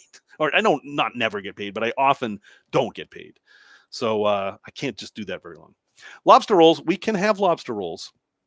Um, the things have changed there. I mean, lobster and seafood used to be very inexpensive. It is now very expensive. You can have a lobster roll. We could go up to the Clam Shack in Ipswich, which is a famous location, but you will have to expect to pay at least $25 for a lobster roll. Or we could go to Kelly's down on Revere Beach. That's Revere, Revere, named after Paul Revere, hometown of Stephen King, believe it or not. And we can have lobster rolls there. Yeah, Allegro, this happens all the time. I have another story like that. I used to be a volunteer with an organization called Team Rubicon, and we were, I'm not involved with them anymore, but we were a group of volunteer first responders who would show up after a storm or whatever and help clean up and that kind of a thing and cut down trees, whatever was needed. And we responded in a big way to the Bahamas after a hurricane a few years ago. It wiped out the Bahamas. And a bunch of us went to Abaco, which is an island in the Bahamas. Nassau being the capital is on an island called New Providence. Abaco is another island in the chain. It's a bunch of islands. And we did our thing, but the government refused to let us go in certain places. Like military in the streets refused to let us go there. And we're there at their permission, we have to be invited into these places. We're not invading. Well, we found out after that those were the communities that the Haitians lived in. And the government wanted them to suffer and leave or just die. They basically just wanted them gone at any way. So we were not even allowed to give them water or anything. They were just kind of kept in their destroyed communities so that they would find a way not to be there anymore. And their real estate or whatever they had there could actually be taken over by the government or other real estate speculators. So that stuff continues to go on. And yes, Colin, my glasses are blue. In fact, I've got another pair that are also blue. Yeah, that seems to be a thing. Blue glasses. Look, I've got a matching watch band. I mean, I'm fancy. Yeah, Oklahoma. I mean, yeah, you're definitely. I have been to Tulsa. I have been to Black Wall Street. Yeah, this is any place that is proud of their history and looks down upon another place's history hasn't learned enough about its history because it's all bad. It's basically all bad. And that leads me to another story that I'll have to tell you if no one asks any questions. Yeah. So Irena, $35 lobster roll. It doesn't surprise me at all. Lobster has gotten crazy expensive. A snow crab. They canceled the snow crab season this year. So Deadliest Catch, there wouldn't be one this year because they canceled because there are no crabs. They estimate that over 1 billion crabs are missing. Like they just aren't there anymore. Part of climate change? I don't know. Overfishing? I don't know. But yeah, this is not a good year for crabs. Panama Canal? You want to talk about Panama Canal? Are you talking about land grabs? Yeah. So on the Panama Canal Cruise, we are going to the cruise line is going to do something about the history of the Panama Canal. We will also do something. It's a complex history. If nobody volunteers to actually do it, I will actually do a talk on it, and then you can all Wikipedia it and tell me where I'm wrong, and that's fine because that's educational. If you can tell me where I'm wrong, that means you learned something. I'm okay with that. Yeah, and Pat was just in the Bay of Fundy, and he says the seafood's expensive there too. My parents and my kids are coming with me on the same ship we're doing in Panama Canal on the cruise just before the Panama Canal Cruise. We're going up to Canada. We're going to go to oh God, I always do this. St. John's, New Brunswick. I think I got that right. St. John's, yes. And Portland, Maine. And we will probably have some seafood, but I'm expecting it. It's St. John. Darn it. What is with all your saint places? I can never get them straight. St. John, New Brunswick with an ST, and SAINT, John's, Newfoundland. Yeah, so you spelled it wrong though, right? No, it's SAINT, John in New Brunswick. It's ST, John's in Newfoundland. Yeah, anyway, we're going there. God, there's another story there. If you guys don't ask questions, I'm just going to keep telling all these stories. But the reason cruise ships go to, I already forgot, St. John's, St. New Brunswick John's, St. John's, New Brunswick. The reason cruise ships go there at all isn't because they have a long history of being a tourist place. It's because the Cunard ship Queen Elizabeth II got in serious trouble in a storm and had no place to go. And they said, well, we've got a harbor that could hold her, bring her here. And the townspeople turned out and just treated them like royalty. I mean, they were on the Queen Elizabeth II.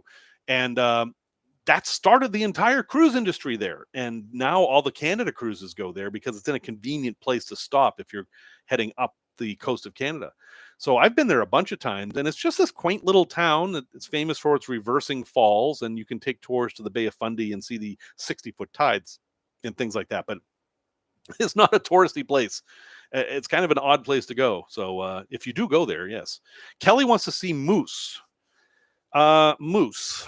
This Panama Canal trip, probably going to be a little difficult to see moose on this trip, on this particular trip. You should have come with us on the Alaska trip. That would have been a better place to see moose.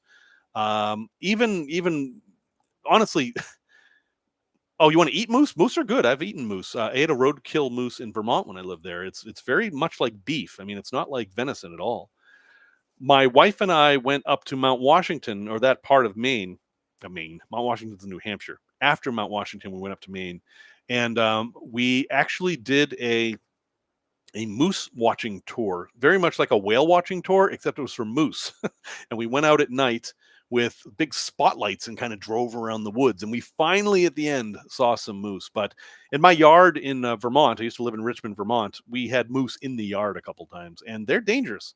Moose are not an animal you want to mess with, and they're big and stupid. And if you see one, leave it alone. And if you've ever played the game Long Dark, the Long Dark, you know this. Moose are worse than the bears. Well, thank you very much for coming, Allegro. I appreciate it. And I will talk to you next Wednesday, I guess, or Thursday for you. Yeah, definitely, Colin. There's tons of space. I mean, if someone was doing a van trip and wanted to come do my Salem thing and then head up north, great time of year to do that. It might be a little bit buggy, but it won't be overcrowded yet. You'll be able to find places to park. And when I go to Maine, I tend to park at trailheads. That's where I find the safe, free place to park, especially the Appalachian trailheads. They're far enough out there, and there's always cars there because people will do overnight hikes on the trail. And I've never had a problem. Aha! I see that we have some Monty Python folks here, which does not surprise me at all. All right, did I miss any questions? I do like buffalo. Buffalo being bison. So I went to Asia and they had buffalo burgers, and I realized it was water buffalo, not bison. It tasted good too. All right, so there was a question. What was I going to talk about? Any questions about Panama Canal? I haven't talked very much about it. I mean, we talked about the ship, but I can talk more about the tour, Cartagena, um, stuff like that. Yes, they do. Buffalo do have great wings. Buffalo, New York, where obviously buffalo wings came from. Um, they also had another culinary tradition called dirty hot dogs. I don't know if anyone's heard of this, but they had this thing where they would cook a batch of hot dogs at once, and the chef would take the hot dogs and stack them on his arm like that, and then put all the stuff on them on his arm, and then hand them out like that. It was called dirty hot dogs. I'm sure it's illegal now. I'm sure that's against food handling rules, but I could be wrong. All right, need some questions. Ask me questions.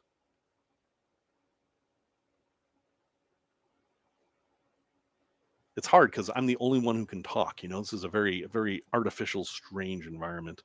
Is there anything else I should talk about? Let's see. We talked about Salem. Talked about Panama Canal a little bit. Augusta, Maine. Yeah, Augusta is lovely. I love it up there. How long is the Panama Canal trip? Okay, so Big Rob is not coming with us yet. I mean, Rob, you can come. We got some extra cabins. It's a 14 night, 15-day trip. It leaves from Miami and it ends up in Los Angeles. And if you go from the east to the west, your cruise is 6 hours longer than for the people doing it in reverse because you go through that many time zones. So we have several 25-hour days on this trip.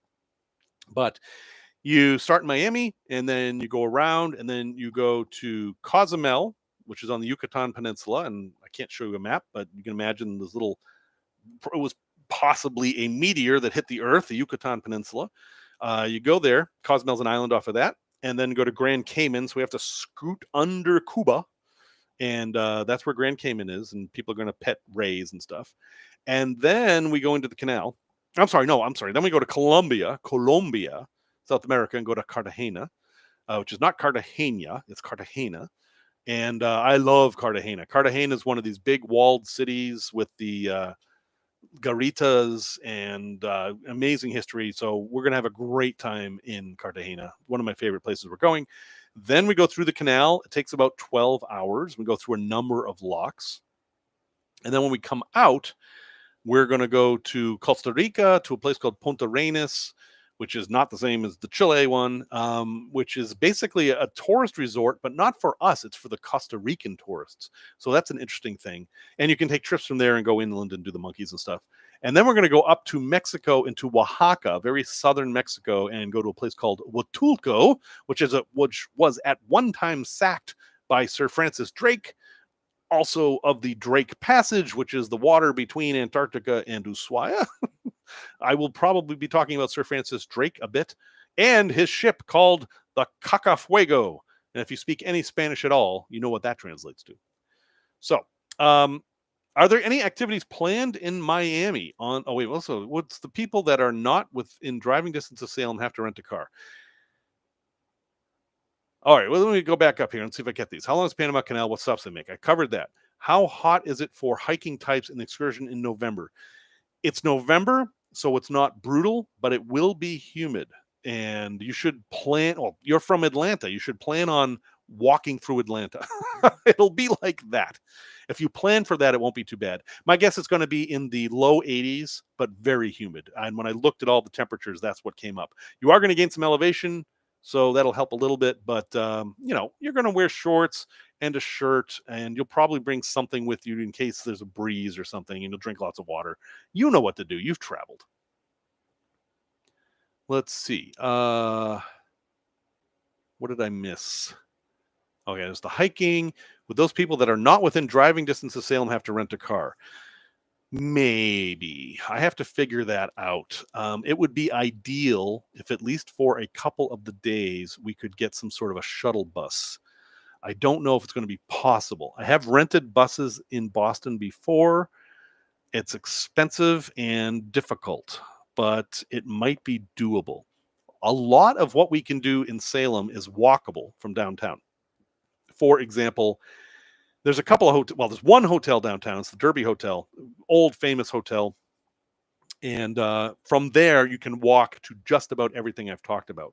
But we would need to drive to Danvers, to go to the Rebecca Nurse house, for example. So I haven't figured that out yet. But you're going to have to get to Salem somehow.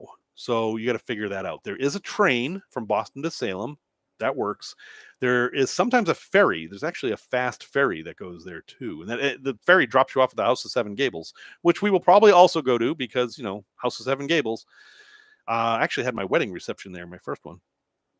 But we'll see. I will try to organize that as frugally as possible, that maybe people agree to rent cars and they'll share that with other people and they'll help cover the expenses. Let's see, Grand Cayman, activities planned for Miami. So Miami, I'm basically going to let you guys decide what you're going to do because you're going to be there before me. I'm flying in the night before, but kind of late. And I'm going to have stuff to do. I always do. I remember the Alaska trip. I had all these plans to do stuff. Like we were going to go to the tide pools and stuff. And then I got a call from Royal Caribbean, actually, that you were involved. There was a call about you, actually, that took up my entire afternoon to fix. But it worked out in your benefit. So that's good. So I'm not going to plan to do anything with you guys in Miami. But other people are going to be there a day or two before. and we will start talking about what you guys want to do. And I have some recommendations, like Fairchild Garden. Is that what it's called? I think so. Fairchild Garden is an underappreciated spot where you can get to see rainbow eucalyptus trees. I like it there.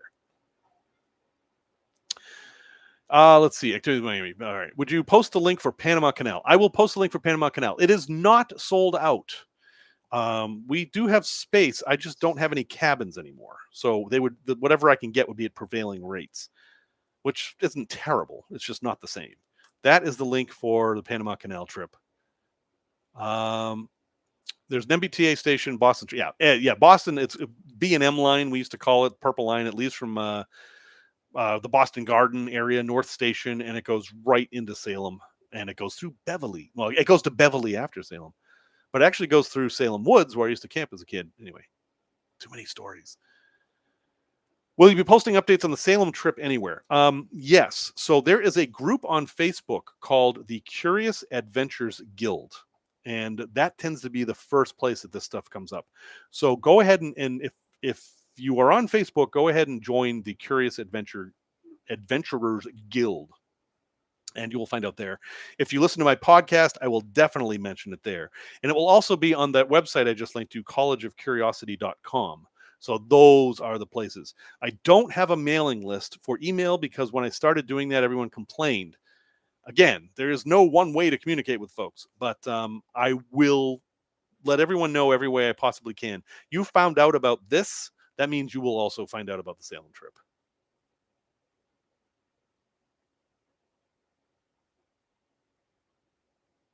Any good nature spots around Miami to explore? Good question. Miami is a major metropolitan city, of course. So to do nature, depending on how much time you have, I would get out to the Everglades. I would rent a car and drive out to Florida City or something like that and get out in the Everglades. What you do is from Miami, you go south to Homestead, and then you stop at this fruit stand called Robert is Here. That's what it's called. I don't know why. It was a little tiny fruit stand when I was a kid, but it's still there and it's gotten huge. But you stop there because it's basically the last civilization for a long way, and then head out into the Everglades Park. You can do this in a day, and it's not very hard to get in the heart of the Everglades and see everything. And you can see snail kites and some other birds that are really not found in too many places. I mean, you'll see your roseate spoonbills and things like that, but there are some odd, unusual birds that are only in the Everglades. So I would highly recommend that. There's also Coral Castle. If you guys have heard of Coral Castle, it was this castle this guy built because he was jilted in a love affair, and he harnessed the power of gravity to build this castle out of coral. Well, of course, the real story is less interesting and yet more interesting than that. But the castle itself is still there. You can visit that. That's also in Homestead. Yeah, the Museum of Science in Miami is not bad. It's gotten better. Tamiami Trail, my dad's right. The Tamiami Trail is a highway between Tampa and Miami. Tamiami. But it has lots of pull-offs with sometimes they'll have like platforms you can look at and stuff. And you'll see a lot of wading birds out there. But it's it's the same kind of thing. You'll see the snowy egrets, and you'll see the great herons and great blue herons and that kind of a thing. But I think if you go deeper in the Everglades, you'll definitely see many more songbirds there. And November is not a terrible time to do that. It's funny, nobody asks about what you're going to do in LA. Honestly, by the time we get to LA, we're going to be so tired, not only of traveling, but of each other, that I was originally going to organize a trip to La Brea Tar Pits, but I am having second thoughts on that because it's pretty far away from San Pedro, which is also Long Beach, which is also LA's port for people who don't live in LA. People who live in LA, it's San Pedro. For everybody else, it's Long Beach or LA. And it's all traffic. I mean, it would be miserable getting there. And then in order to get to the airport at the time I told people we'd only have an hour or so there. So my new plan is to I think take everyone over to the Queen Mary, which is going to be refurbished and opened. And one of the reasons for that is that you can store your luggage there. That's the big problem. What do you do with your luggage?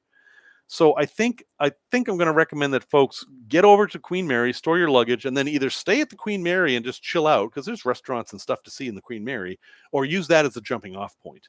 Now, if your flight's in LA, that mean from LAX, that means you got to get back to the Queen Mary. It's a hard problem, but I'm going to do what I can. I live down the street from Pequod's Pizza. I've never been there. I heard it's pretty good. I hate Chicago pizza. I'm sorry, I'm not from here. I'm from New England. So New York style pizza is what I think of as pizza. The stuff they have here, the deep dish pizza, is fine, but it is not pizza to me. I like Pizzeria Sirio, which is an artistic kind of rustic pizza. And I also like Jets because even though they're a Michigan pizza chain and they sell mostly Detroit style pizza, they do a pretty good job with New York pizza. So I am probably the wrong person to ask. And Big Rob, the worst pizza I've ever had in Chicago was Aurelio's. I used to live down the street from Aurelio's. But that's totally a personal preference thing. You do not need to take my opinion on pizza. Have I done Route 66? Yes, Colin. I talked about that a little earlier. I used to work for Atlas Obscura, and I did a tour with Atlas Obscura that did the entire length of Route 66 in Illinois. So we went all the way from the Art Institute all the way down to the Chain of Rocks Bridge, and we went on the brick part. There's parts of Route 66 that are made out of bricks still, and it's a little tricky because obviously Route 66 doesn't exist anymore, but parts of it do, and it moved. Route 66 was on different roads, so I had to kind of figure out which Route 66 are we going to do. But we got to see the birthplace of the corn dog, and we went to a drive-in movie, and we went to the crazy rabbit place where this guy collects rabbits, both kinds, the fuzzy kind and the Volkswagen kind. Yeah, it was an interesting trip. Yeah, and right. So Adam lives in Berwyn. There used to be a big Route 66 museum there. I think it's gone. The Queen, was I saying QE2? I meant Queen Mary. If I said the QE2 about where we would go in Long Beach, I definitely meant the Queen Mary. Let's see. Waldo Cooney's Pizza for deep dish. No idea what that is. Wow. Rob, if next time I go to Oklahoma, and I tend to I've been to Oklahoma a bunch of times. I'm not really sure why. I will bring you a pizza. I don't know how. I'll find a way. I might have to cut it in pieces and freeze it and put it in the freezer in my van, but I will find a way to bring you a pizza. Yeah, and there's the Iowa for people. I mean, that's what I would like to do, but I know that Jen wouldn't. So I don't know. We'll talk about it. I'm we will have things that we can do, but I think my original idea is not going to work out. It's just, and David, you live there. You know how far it is from San Pedro to La Brea. Ooh, driveway parking. I've seen your driveway. Big Rob has a YouTube channel, and he spends a lot of time in his driveway making videos. So I know what it looks like. It would be a perfect place to park a van. It's nice and flat. Oh, sure, Steak Show. Okay, that's fine. Mark, take off. Nice to see you again, sir. I hope you're doing well, and say hello to the dogs for me. Oh, and to Oak too, if he happens to be there. I bet he's in Thailand. I like the tar pits. I mean, I want to see them again. I saw them as a kid. I would like to go see them again, but they're really far. And I think after 3 days at sea, after seeing all those ports, most people are going to not be up for a long bus ride. So we'll talk about it. We'll probably talk about it on the ship itself, actually.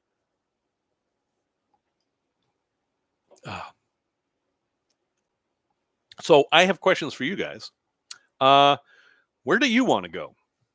So I was talking with my dad today about the future of these trips that we're doing, and well, things have changed. The industry has changed. The cruise industry is very different now. The focus in cruising is towards bigger ships that don't go anywhere. If you've seen Royal Caribbean's new ship, the Icon of the Seas, it's literally too big to fit in any interesting ports. So that's the trend. They're not really building smaller ships. And what's considered a small ship now is actually huge. Huge. People talk about Serenade of the Seas. That is a Panamax ship. It's the largest size ship that'll fit through the Panama Canal as being a small ship. It was the largest ship in the world in 2000 or 1999 or whatever. It's kind of crazy. So finding places to go is difficult. Oh, now Colin. So look, Colin, Fort Kent to Key West. My dad has done that. My dad used to drive down to well, he used to drive down to Miami every year before I-95 existed. So imagine that and how long that would take. He used to do that. So I want to know where you want to go. I will throw out a couple of ideas I had, and we can see what we get for a response. But we have never done the British Isles. I think a cruise around the British Isles. Oh, there you go, Pat. There you go. Um, yeah, I think that might be the next target for a trip. But those tend to be expensive, and unfortunately, all the interesting places are expensive at this point, and I don't really know what to do about that. So that's one. Ireland, yeah, we could definitely go to Ireland. Easter Island is on my bucket list, but again, my dad has done that cruise, and he will tell you that it's 6 days at sea in one direction and 7 days at sea in the next direction to go there. So you can imagine how long you're going to be on that ship just to see Easter Island. And from what I've been told, it's better to go to South America and then fly to Easter Island, and just do that for the day, or maybe spend one night. There is not a lot to do there. Oh, he would totally confuse them if he spoke Gaelic. I am positive. So yeah, I would love to do Scotland, Ireland, and some England. I wouldn't mind going to Norway to check off the last Scandinavian country that I haven't been to yet, although Norway is really starting to put their middle fingers up at cruise ships right now. So that would be a little tricky. The Trinity site, I would love to go there and maybe accidentally get a little in my shoe and bring it home. But the problem with trips like that, and I understand Phil Plait does some trips like this. We're not on speaking terms necessarily, but I know he does some trips like this, but they have to be expensive. One of the sad truths is that cruises are cheap. When you figure out the per day costs of being on a cruise ship, it ends up being cheaper than doing a bus tour. Bus tours are expensive. You spend a lot of time in the bus. You have to pack and unpack every night. You've got to deal with all these different types of reservations. You got to worry about meals. You got to worry about the bus. You got to worry about hotels. And then if there's an accident or something, it's complicated and expensive. And that's really why I haven't done those trips very often. I am not opposed to them. There are groups that organize these trips, and we could buy out an entire bus. We could certainly try something like that. But I think people would balk at the price. They'd be like, that costs as much as a cruise, or that costs more than a cruise. And I'm like, yes, it does. But people have often talked about, well, let's take that train across Canada. Wouldn't that be beautiful? Yes. And it would be incredibly expensive and take a really long time. And it wouldn't necessarily be the trip you think it would be. Because would you get off the train? Would you spend a couple days in Banff, or would you stay on the train the whole time? I mean, it gets super complicated. So I love the idea. I would love to go see. I love to go see Medicine Wheel up in Wyoming. Let's just take Wyoming, one of the rectangular states, smallest population in the United States, smallest population density, not counting Alaska. What's there to see in Wyoming?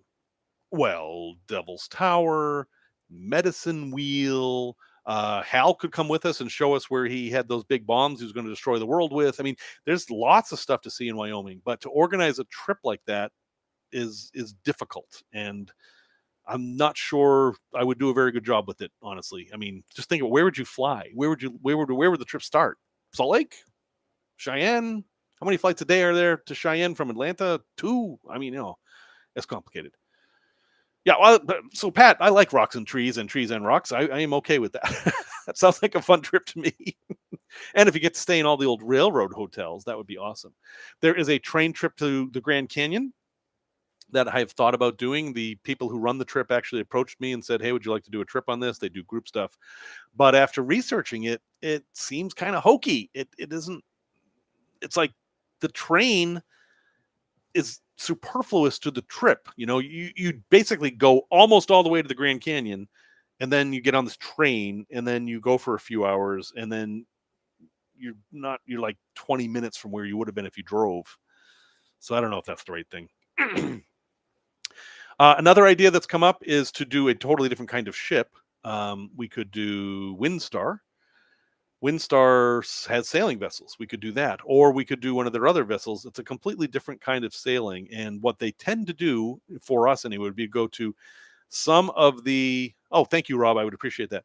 They go to some of the smaller Caribbean islands like Dominica and places like that, Bonaire, places that the big ships don't go, that have a little bit of local culture left. But I have done a lot of Caribbean cruising in the last couple of years, checking off a bunch of islands I've never been to, and I can't keep them straight in my head. Aruba, Curacao, St. Kitts. I mean, okay, the ones that speak Dutch, you'd think I could keep separate, but they're not that different. Barbados. So I kind of feel like we're done with the Caribbean. Adam asked the important question: weren't we going to do the Danube? Yes, and that's what we were planning on doing before COVID happened. So if there is interest, a river cruise is definitely something we should do as a group. Again, with the caveats that it's different. There's no space on a river cruise for us all to gather and do stuff. So we might not even be able to eat together. It's just a different space. It's very long and very skinny, and there aren't that many public rooms. We could figure it out, but I would love to do a river cruise. Now, I almost signed up for a river cruise. People who listen to the podcast know that I have talked endlessly about Tiki Bago Land, which is this property Jen and I bought last year that's on the Illinois River in LaSalle County, Illinois. And one day I was sitting out there and a cruise ship went by. I mean, Illinois River is not a small river. It's definitely navigable, but it's not the Mississippi. And this cruise ship went by, and I was like, holy cow, you can take cruises here. And sure enough, the American Countess from American River Cruise Lines goes from St. Louis to Ottawa, Illinois. Not Ottawa, Canada. That would be quite the trip. No, Ottawa, Illinois. And it goes right past the Tiki Bago. That would be interesting to me. It's so narrow there that they have to actually use a towboat and take down the smokestacks to actually get around and navigate there. But the problem is it's expensive. It just seems unreasonably expensive for this kind of a ship. The problem with the Mississippi is that it only stops it'll stop in some big cities, like you can go to St. Louis or something, but it also goes to plantations, and they're not the good kind of plantations. They're the kind of plantations that really are the Gone with the Wind kind of plantations. And you're like, where were all the slaves? And like, oh, well, we prefer to call them servants because they actually had a pretty good life here. There's a lot of misinformation about how badly they were treated. And at that point, I'd be slapping somebody. So it's not really huge on where I want to go. I mean, if you want to go to a plantation, go visit the Whitney Plantation just outside of New Orleans, and you get to learn a little bit more about what plantation life is like. These plantation sites that have the cruise ship stop at them on the Mississippi are the fantasy, antebellum kind of crap ones that I don't want to support. So, circle tour around the Great Lakes. I know Adam wants to do that. Yeah, I would love to do that. Now, for the van life people, if I can get enough interest, we can do a caravan. I mean, we could try that. If I could get 5 vans, I would totally love to take 5 vans around there. I mean, we'd have to figure stuff out. I've never done that kind of a thing before, but boy, I would love to do that. I think that would be great. The Great Lakes cruises that are starting are pretty cool. Some of them end in Thunder Bay. You go from Milwaukee to Thunder Bay. I would love to do that, but man, they're expensive. Holy cow. They're at least $6,000 a person. And yeah, that would be pretty tricky. Pacific Northwest is awesome. Now, we were just there, and a bunch of us just did the Columbia River, but there are Columbia River cruises, and I think Columbia River cruises could be pretty cool. So that's kind of on my back radar since we were just there. But, if you were on that dinner cruise after the Alaska cruise we did, you saw how beautiful the Columbia River is. Imagine spending a week on that. I'm game. But again, American river cruises are expensive, and they are American. They are crewed by Americans. It's a different thing. Yeah, Columbia Snake River. That's what we're talking about. Yeah, I would consider doing that. I know Jen has talked about. Jen is my wife. For those of you who don't know, we have talked about doing that, just the two of us. But I would totally do it with a group, and it's very expensive. You know, my dad keeps saying it's very expensive in there. Yeah, these American river cruises, they're not as nice as the European river cruises, and they cost easily as much. Now, you don't have to fly, you don't need a passport. And for those of you who are saying, what about the Jones Act? Well, these are the only ships that meet the conditions of the Jones Act. They're American built and American crewed, and therefore they can go from American port to American port. American. Um, and yeah, I mean, imagine if there were no Jones Act, we would have a little bit more competition for these, and like that Great Lakes cruise would actually be a lot less expensive. Although the way they get around the Jones Act is actually not through being Americans because they go to Canada. So yeah, so that's an option too. In my stage of life where I am, at 56 years of age, soon to be 57, I I like expedition cruising or expedition trips. I like the way we did Galapagos. I like the way I personally did Antarctica by myself. I like that. That's the kind of stuff that interests me now. But for a group, it's very different.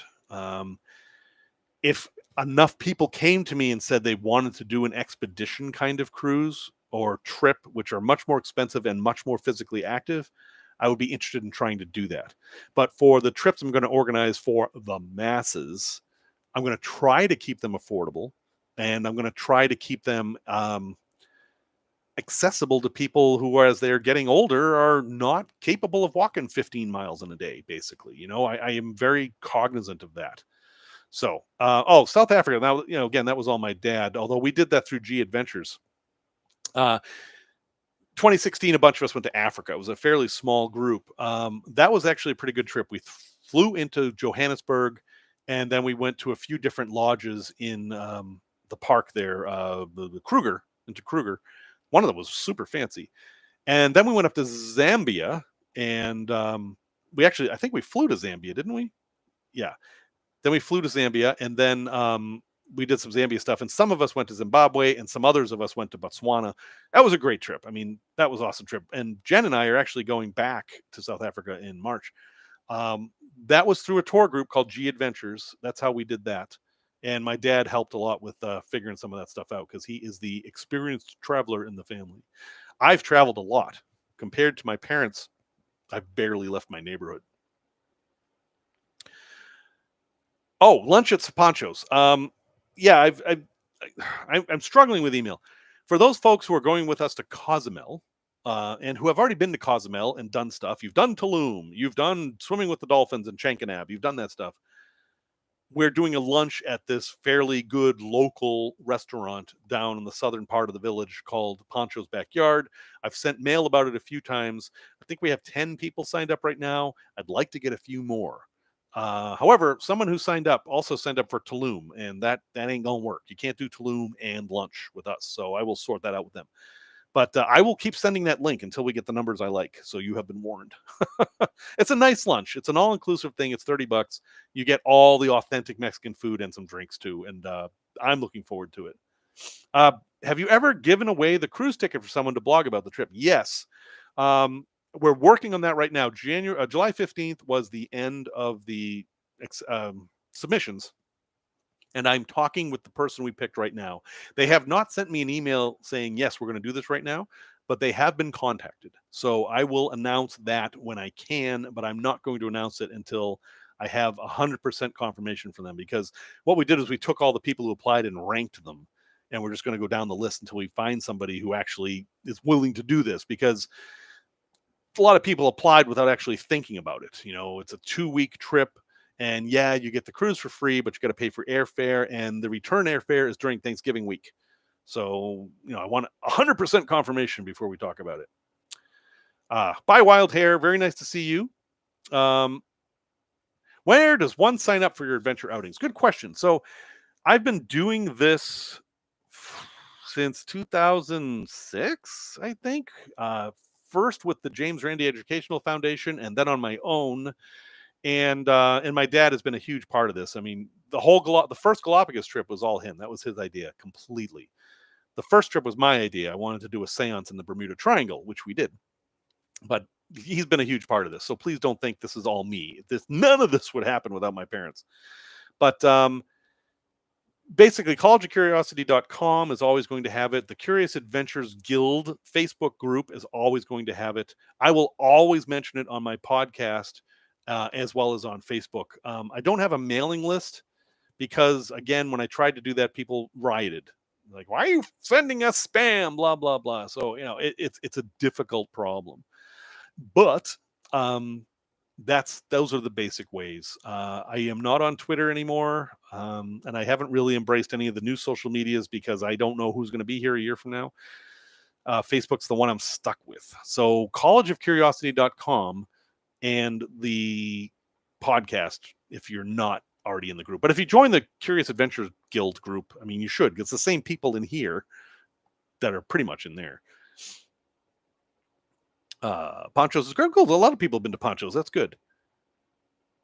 Oh, Pat. Yeah, that's tragic and also good. Yeah, Pat. So Pat here, Pat's a Canadian firefighter. He's from Montreal, and he had a terrible injury.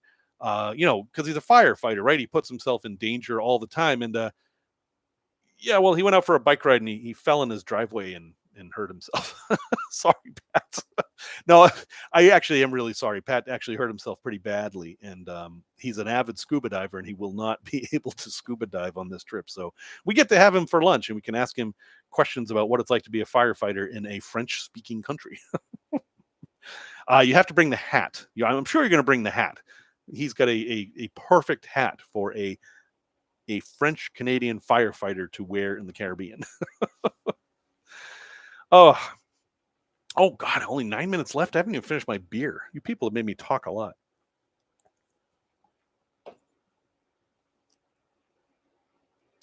We might have 11 now. Yeah, I'll have to check. For those of you who, and the people in here are the ones who are paying attention, I know, but every single email I've sent is on the website. If you click on, go to collegeofcuriosity.com, click on join us for the Panama Canal, you'll see this big button that flies out at you called the Booked Traveler's Dashboard. Under that is every email that has been sent about this trip. So it's all in one place. Okay, good night. Hope you get to watch your PBS News. And, everything's there, but you're always able to ask me questions. Right now, the only things to worry about are that you had damn well better have at least put in your passport application, because passports are backed way up right now. And if you have not, you need a passport for this trip. You cannot get away with just a birth certificate. You need a passport. And if you haven't got one yet, apply immediately and expedite it, because you may not get your passport before the trip, and that would be tragic. The other thing is that I'm going to charge your credit cards on August 5th for the remainder of the balance, and I have to ask for your credit cards again because Royal changed their system and the credit cards aren't on file anymore. Thank you guys at Royal. I really appreciate that. So those are the only two things you really have to worry about. But by now, you should have already booked your excursions. It's okay if you didn't. It's just that a lot of them are gone now.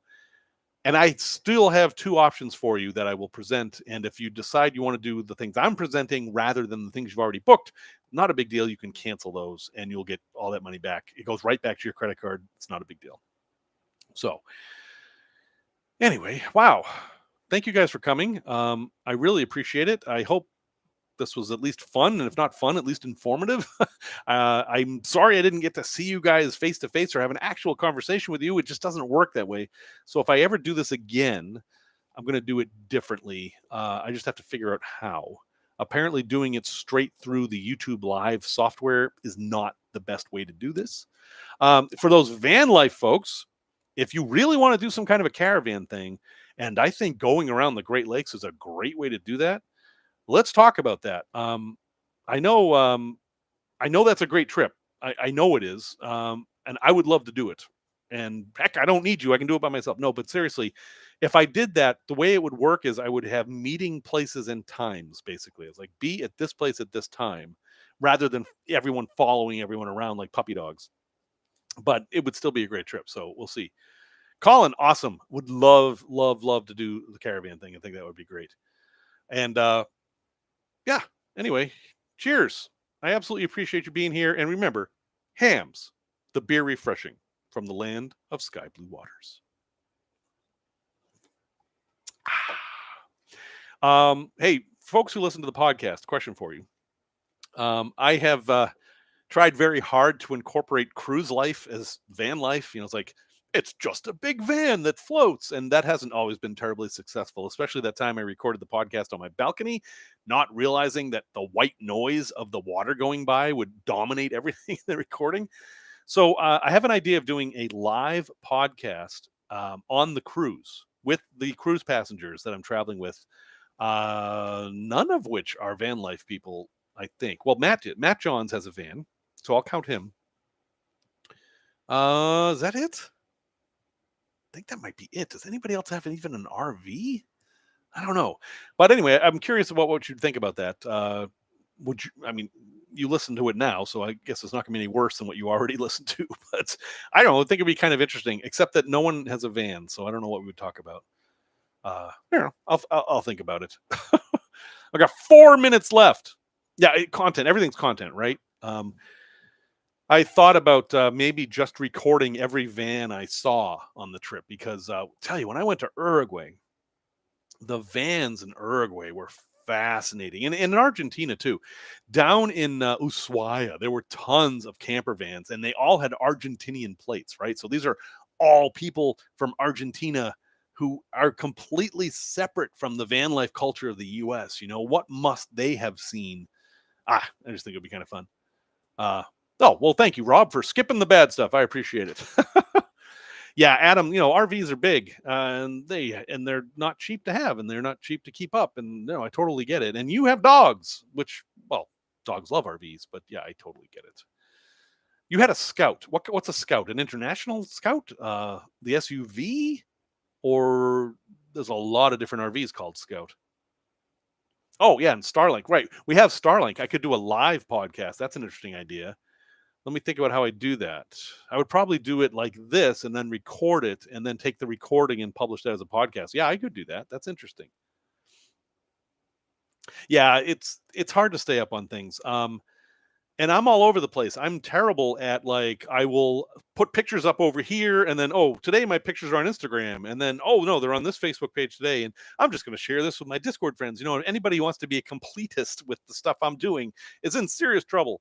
My wife doesn't keep up with what I do at all. I mean, she apologizes for it occasionally, but I don't think she has to, because it's all over the place. Oh, a scamp.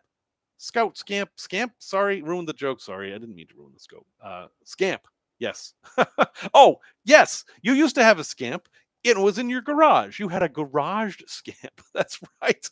It took me a second to put two and two together here. C Styled in the chat is who I bought my scamp from. And I have not gotten to it yet, but I have big plans for it. In fact, I may sell the ambulance. I might sell the ambulance and then get a truck, and then the scamp will be my van. That might happen. And then I don't know. Some of you are going to reject me because that's not a van. You can't be in van life with a trailer. And I'm like, yes, I can. Watch me. Yeah, I don't know. I will see. I am so frustrated. Let's back up a step here. I love the ambulance. I do. It's running great right now. I don't have any lights on the dashboard, and I love it. But I know the next time a light comes on in that dashboard, it's going to cost me $1,000. I'm sick of it. Unless I can find a reliable mechanic who is willing to work on the thing, I'm probably going to have to sell it after I finish it. I mean, it's not finished enough for me to sell right now, even though it's completely functional. But we'll see.